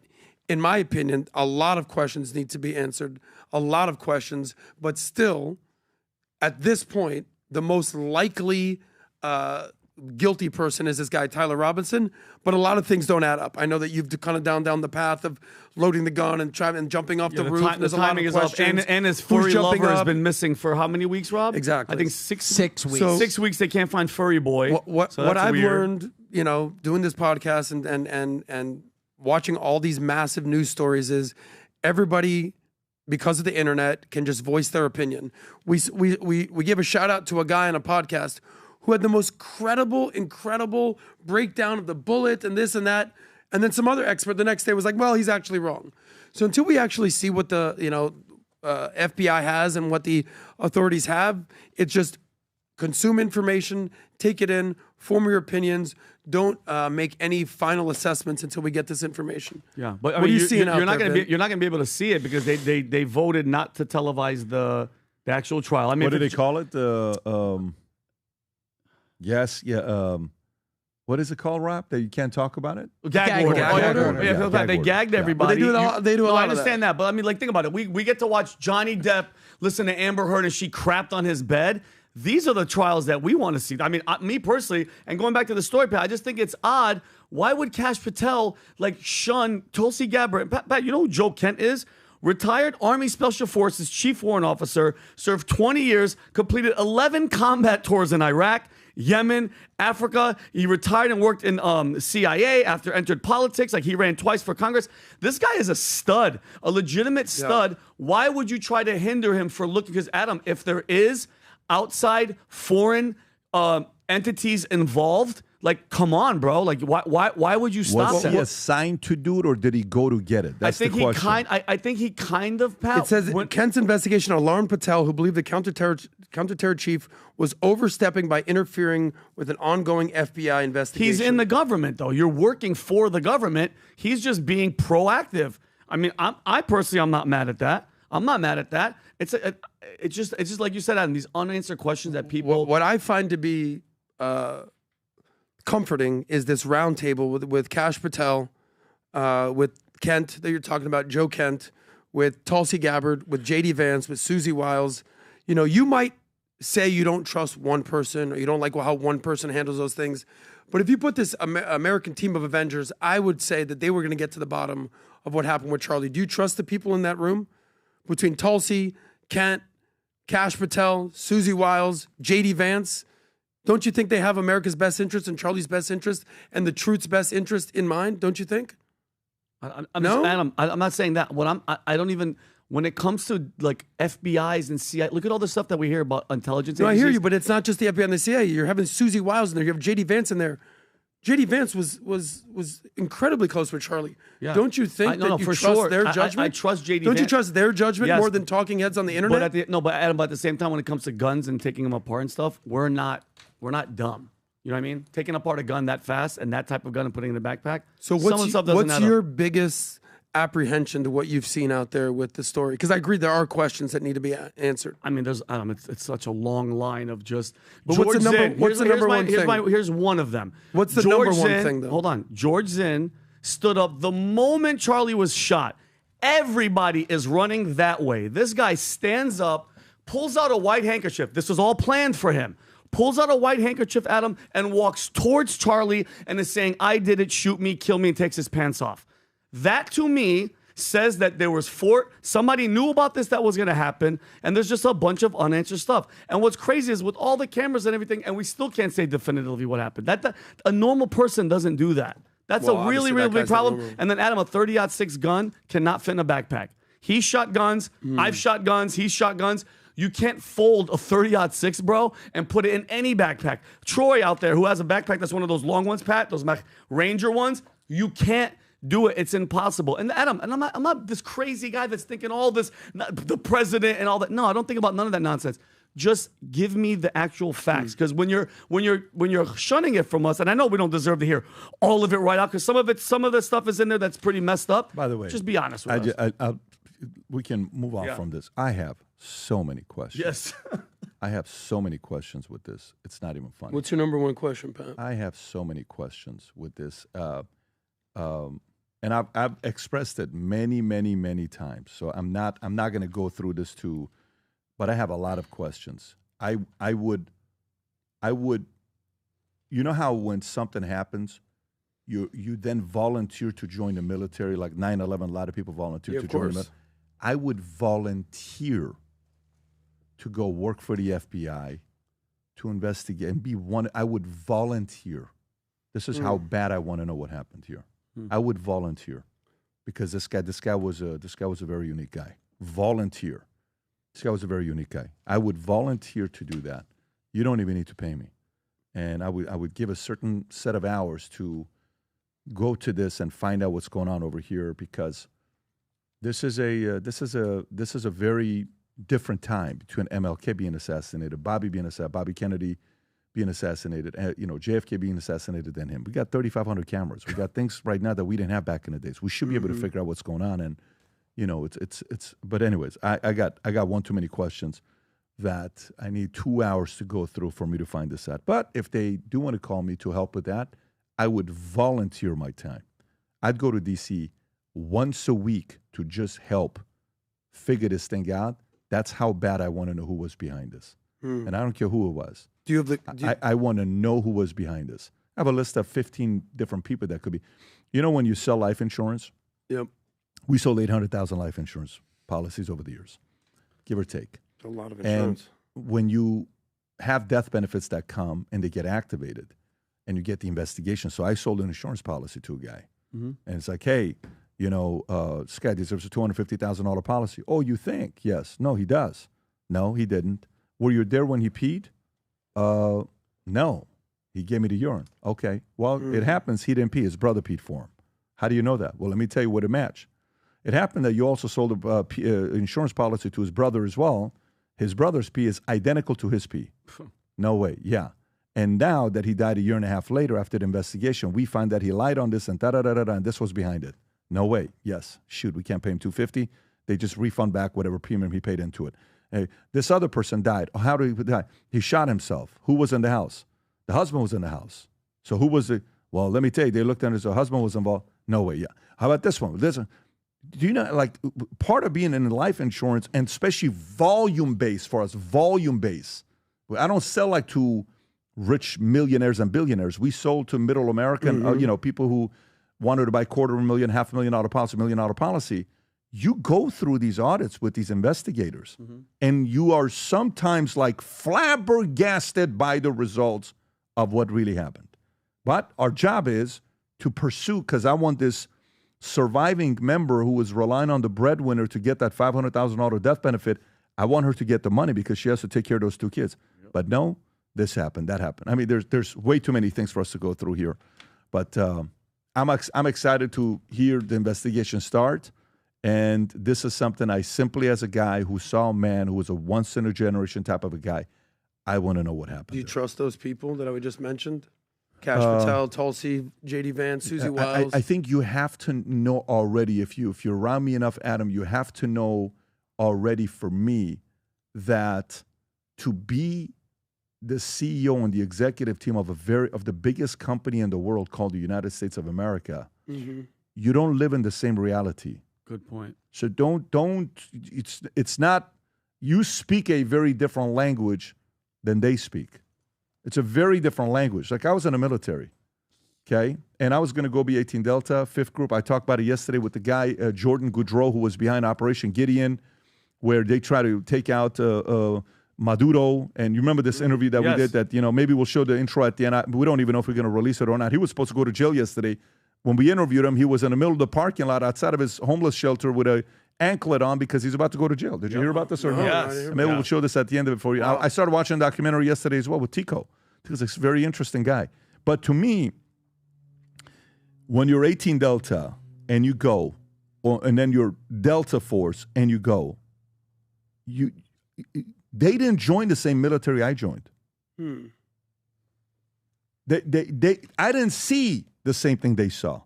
They saw things I will never see.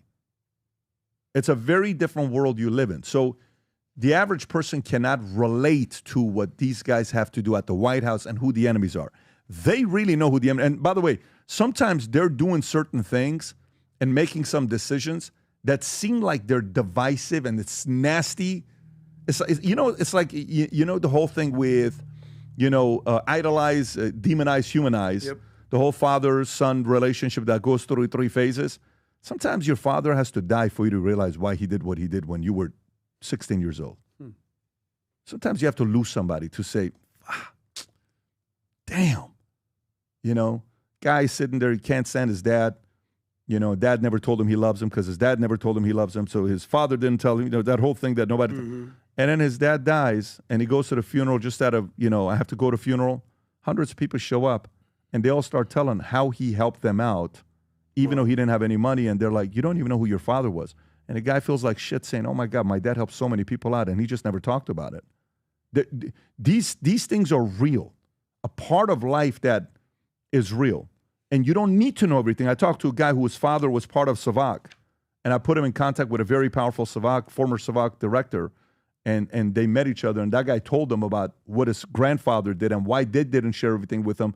And one day he and I said, very, very successful guy, this guy. When I mean very successful, I don't mean like a millionaire. He's very, very successful. He visits me every month. We sit down and we do engagements with him for his firm. He's got a very big company. And I said, what makes you think your dad deserves to tell you this? What makes you think he has to tell you what he went through? Who are you for him to have to tell you this? Who am I for my dad to tell me everything? Who are my kids for me to have to tell them everything? You don't know the burden I carry. I don't know the burden my dad carried, living in Iran, going through war. And I don't know the burden his dad carried, living in the 1920s. I'm supposed to understand what it's like to live in the 20s in Iran? No. So I'm telling you selfishly because of how much I believed in Charlie Kirk. From the moment I met him, I said, this guy's going to be a president one day. And the kind of president I would go campaign for. Yeah. I would go not only put money, and I would have campaigned for this guy. I would have been the guy to be like, hey, I want to help this guy become a guy. I've never done that. Yep. We fought very hard for Trump, and that was probably the first time I ever did something like this, where even when everybody walked away from him 2020, I'm probably one of the only guys that in the circle that I still stayed with them. And you remember those moments when we had those conversations. Of course. Yep. So to me, I'm not happy about it, but I understand the job of being in the White House. You're not supposed to fully understand half the things that they go through. You're not. And, you voted for them, whether you like them or not, they're doing their job. And I'm not expecting like 100% of the stuff that they're doing. Anyways, I don't want to get into this topic as long as I did. But anyways, okay, so what do we got? Let me see what my next meeting is. If I got my next meeting going on right now, that is okay. So then we have to kind of wrap up here. So let me do this. Let's go into the interview with this fellow Jordan Goudreau, who he was apparently offered $212.9 million by Guaido and the former president of Colombia to go in and take out Maduro, and his name is Jordan Goudreau, and it was pretty wild, the stories that he was saying. Former 18 Delta, okay, a guy that was part of Fifth Group, the group that I was supposed to go to. Green Beret. Green Beret, yeah, decorated. He's done a lot of work. I think he's a 3-time bronze medalist, and he's done some stuff. Go ahead, Rob. Bottom line is there was a civil war going on in the White House. What do you think is really the motive behind closed doors? Venezuela is to the United States what Ukraine is to Russia. Let's cut through all the narrative. He's trying to secure it for a possible escalation of war with Russia-China. Even if you look at the way he's handling it right now, it's very public. They're flying over Venezuela. They're blowing up boats just to say, here's what we're doing. But I was recruited to do this, to facilitate the capture of Nicolas Maduro. If you're doing this, you're essentially doing a business deal with CIA. You know the track record, what it is, and you know you're playing with fire. The highest office asks you to do something, you do it. Just like when my commanders tell me to do, I do it. Where would the payment come from? From whom? It was told to me that the United States. The contract that he signed is public with you. It's public. $212.9 million over the course of the term. What's the closest you ever got to Maduro? I was getting reports on the type of soap that he used. That's how close I was, Patrick. As close as you got. Did you ever have a chance where if you wanted to take him out, you could?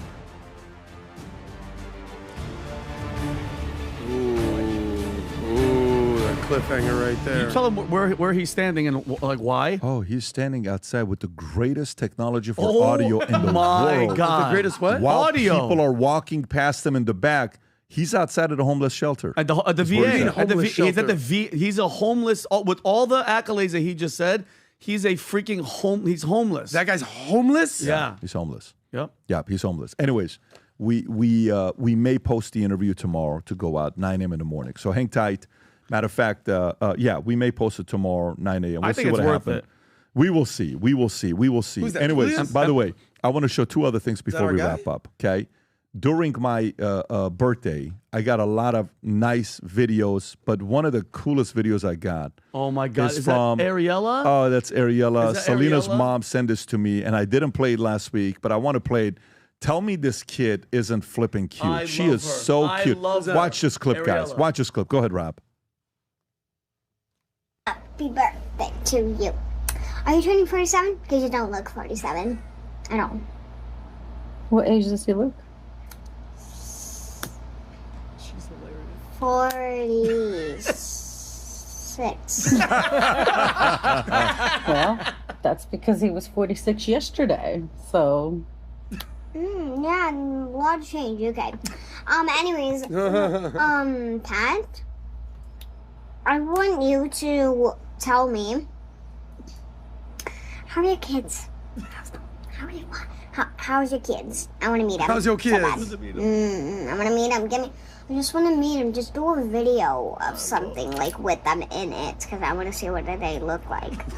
You know, I don't really know. Her personality. Exactly I told her she has to be an who your actress. kids are, and I want to know who your kids are. I don't know the name, and I want to know the name. So just make a video with them. Happy birthday to you. Happy birthday to you. Bye. She's adorable. So Who she's is so that? cute. That's, Anyway, somebody on Manek that gotcha. next to One me, of my Selena, friends. the daughter, and Selena. Gotcha. yeah, she's that girl is so cute. You know, I told Ariel, her acting class. Go. I go. Good. She's Thank amazing. you for the birthday incredible. wish. You're the best. I appreciate you. And by the way, we got a lot of cool stuff that came this way. I thank all of you guys for what you send. But we have some clips that were sent to us, and I don't want, like, here's what I don't want to do. I had Rob talk to our lawyers because I don't know if we can show this clip or not. It was sent to us from a guy who works directly with Newsom, who is no longer, I think he quit about a week ago. Mm-hmm. And they sat down showing an interview that was supposed to go live with Newsom that never went live. So just watch this. But the only thing is, Rob, if lawyers get a hold of us, I'm holding myself harmless because they send this clip to us as an insider. Yeah, So we're not this is- stepping this on is a how. copyright And it's here. just We're trying to stay inside the Because you lines. guys see when he was in the All the Smoke podcast, he All acts Smoke. he acts like he's panders. He one of to the brothers. Well, this are we going to show it, Pat? Do you want Gavin, one of the What brothers. happens here is he actually ends up becoming one of the brothers. No if you watch way. it, well, watch it. So again, lawyers, if did you're it? watching, just watch this. Go ahead, watch this. Governor Newsom, thank you for being on the podcast. Thank you for having me, Stephen. I'm really excited to be here with both of you. So hopefully we'll just knock this one out of the park. So you're the governor of one of the biggest, most diverse states. Who's that in the Matt nation. Barnes? How do you Matt Barnes. handle that kind of pressure? Yo, I'll tell you, dog. I think it came from my upbringing. You know what I'm saying? Just, being from the streets just made me like really hardcore. You feel me? You guys Wait, feel me? I thought you were from Marin County. That's one of the richest neighborhoods in California. I mean, yeah, you're right, but my area was really, really tough. Do you feel me? You know what I'm saying? I had to teach myself to be a man. You know, my pops dipped out early. I know y'all can relate to that, right? Nah, my dad never left. Oh. Yeah, mine neither. Right. But it was hard. You know what I'm saying? Like, my mom's is working all day. You know what I mean? I'm home. You know what I mean? No money, just sitting there with just stacks of Wonder Bread. You know what I'm saying? Just stacks with like mac and cheese. Just putting that mac and cheese on it. Okay, You feel me? OG Gavin. Yeah, that sounds real hood. Bro, I'm so hood, bro. I would just be in the backyard for hours just shooting hoops, you feel me? Just putting in the work. And then my mom would come out, you know what I'm saying? And she'd be like, hey, Gavin, dinner's ready. I'm like, man, shut your white ass up, woman. Always trying to keep a brother down. You feel me? That's how they always do, these Governor, white women. I have to ask, though, is there any proof that you were really about that life? Yo, I'm so happy you asked, dog. Give me some that, fam. California dreaming, homie. I actually brought my childhood journal, you know what I'm saying, just to show y'all how hood, how gangster I was, because I documented everything, fam. Check me out right here. Everything, fam. In West Marin County, born and raised on the playground was where I spent most of my days. Chilling out, maxing, relaxing all cool, shooting some b-ball outside of the school. Yeah, I know that. The theme song to Fresh Prince of Bel-Air? Yeah, it is. I don't know who he is, but he sounds like he had a rough-ass life. You feel me, dog? You feel me? All right, we're about to wrap this thing up. And, Governor, is there anything else you'd like to add? Man, y'all already know what time it is. 2028, it's Newsom, nigga. Oh, whoa. Yeah, so, But I don't know if legal's gonna get us in trouble for that. Nah, but, I don't think they can show stuff like that. But listen, whoever the intern was that sent us, whatever you do, come to the state of Florida. You'll feel freer here instead of working for something like that. But anyways, I have 22 emails. I'm gonna spend the afternoon. Yeah, Tom's got some stuff he's got to do. Gank, have a wonderful weekend. Enjoy Halloween today. We're gonna be going trick or treating. And I'm planning on, listen, if the Yankees need me to go step up to the plate next year, get it. I'm ready, guys. It'll be a new market, okay? I'll be a minority owner / pinch hitter coming out, helping out the organization. Definitely can't pitch. I threw a first pitch one time. I think I hurt somebody. But PBD predictions, World Series, Toronto versus your boy, Uncle Tom's Dodgers. The vacationing Dodgers. Oh, my gosh. Let me tell you, I'm not going to lie to you. Stats showing how great this World Series and amount of viewership they're getting, it's unreal. And it's actually, of course, for me, I want the Yankees to be in there. Of course. And the team that is in there is a team that beat us. Toronto. Which is Toronto, yeah. So, of course, I want the Yankees. And by the way, I want a Game 7. I have a feeling. I'll make a prediction, Tom. Let's hear it. You ready? Let's hear it. Can I make a prediction to you? I could be wrong, but I'm going to make a prediction. What? I'm going to say Mookie Betts is going to have a great game today. I think Mookie's going to have a great game today. So Mookie and Yamamoto. I think Mookie's going to play lights out today. Wow.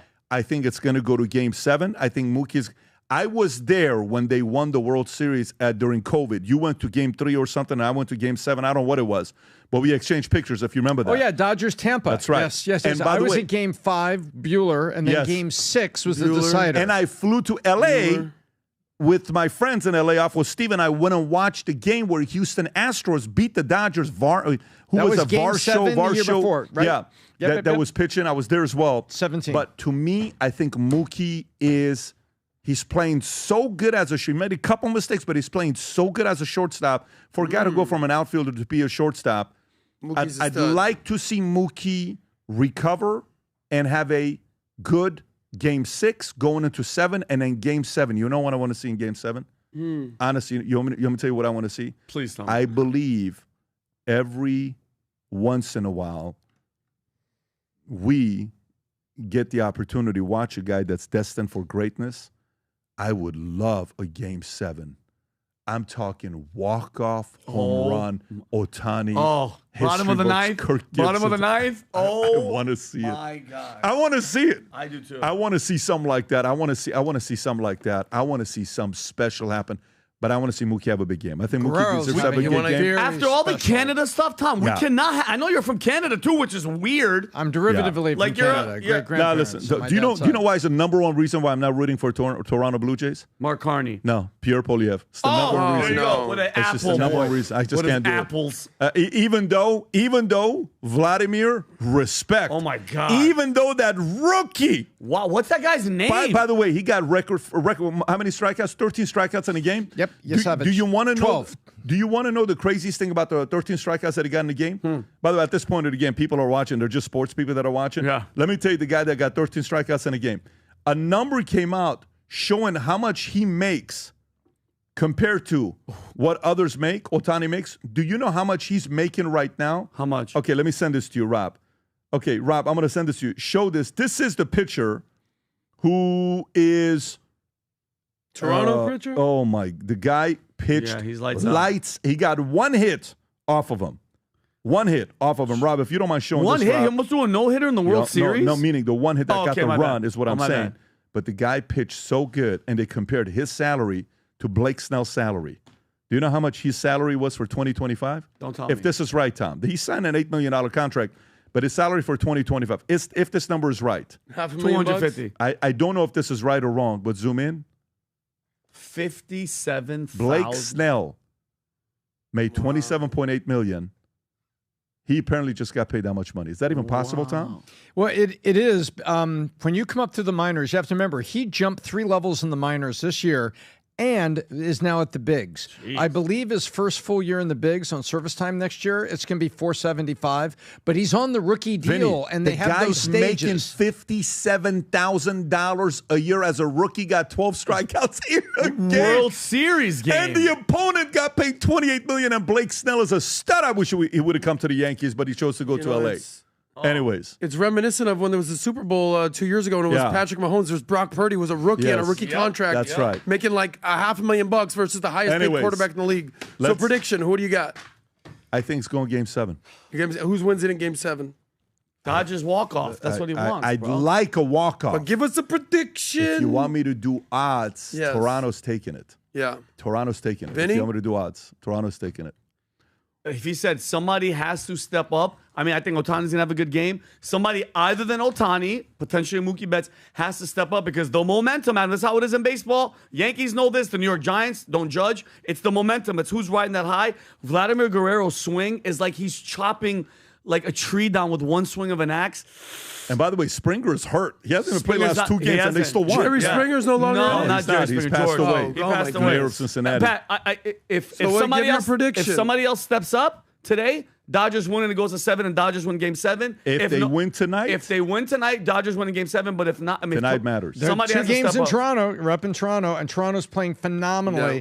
The Dodgers got to play well enough to beat Toronto, and Toronto's playing tremendous baseball right now. Go Mookie! Well, there hasn't been Mookie, come on, buddy. There hasn't been a back-to-back World Series champion since your Yankees, I believe in 2000, 25 years ago. I think the Yankees won 99? 3 in a row. And by the way, do you 98, know? No. Did they not? By the way, The that was 3 in a row. The Yankees And won back-to-back World Series in the late 90s, early 2000s. Did Did you they say not? back to back to back or back to back? Did they? What'd they get? They get 2 out of 3. I thought it was 3. Was Okay, it that's what I'm back to back saying. to back, Rob? I think they won 3 in a row. I think they won 3 in a row. 98, yep. Yeah, you're right. Okay, so I was 99, right. 2000. Yeah. I was right. See, Adam's right sometimes. Once in his life. But when it comes to sports, so not NBA.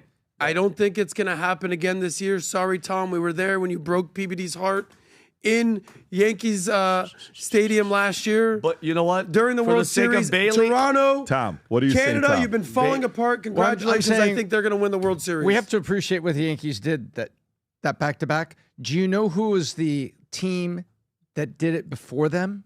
Do you know how far back you had to go? Was it the Chicago White Sox? Pete Rose should have been in the Hall of Fame Cincinnati. while he was alive, but it was the Big Red Machine, 75, 76, that went back-to-back. And it was that long that the Yankees went back-to-back, which shows you how... Athletics went back to back to back? The Reds? 72, 73, 74? Yeah, they beat the Athletics. Wow. Hang on. They beat the Mets, the Reds, and the Dodgers. Freaking guy. Was Dennis Eckersley pitching at that time? No. It was Catfish Hunter and a guy named Reggie Jackson. Reggie Jackson won it. Reggie Jackson was. Have you ever seen Reggie Jackson? He hits a home run. After he hits a home run, He chases down the pitcher and beats the living crap out of no, the I'd Have you love to seen see this? it. I We love can't it. show it, Yeah, we but can't Reggie's show a funny I'd love guy. to see it. Reggie's a funny guy. All right. Okay, Yeah. sounds good, guys. Have a good weekend. And Happy Halloween, go Mookie. everybody. Go Mookie. Have fun tonight. Take care. God bless. Bye-bye.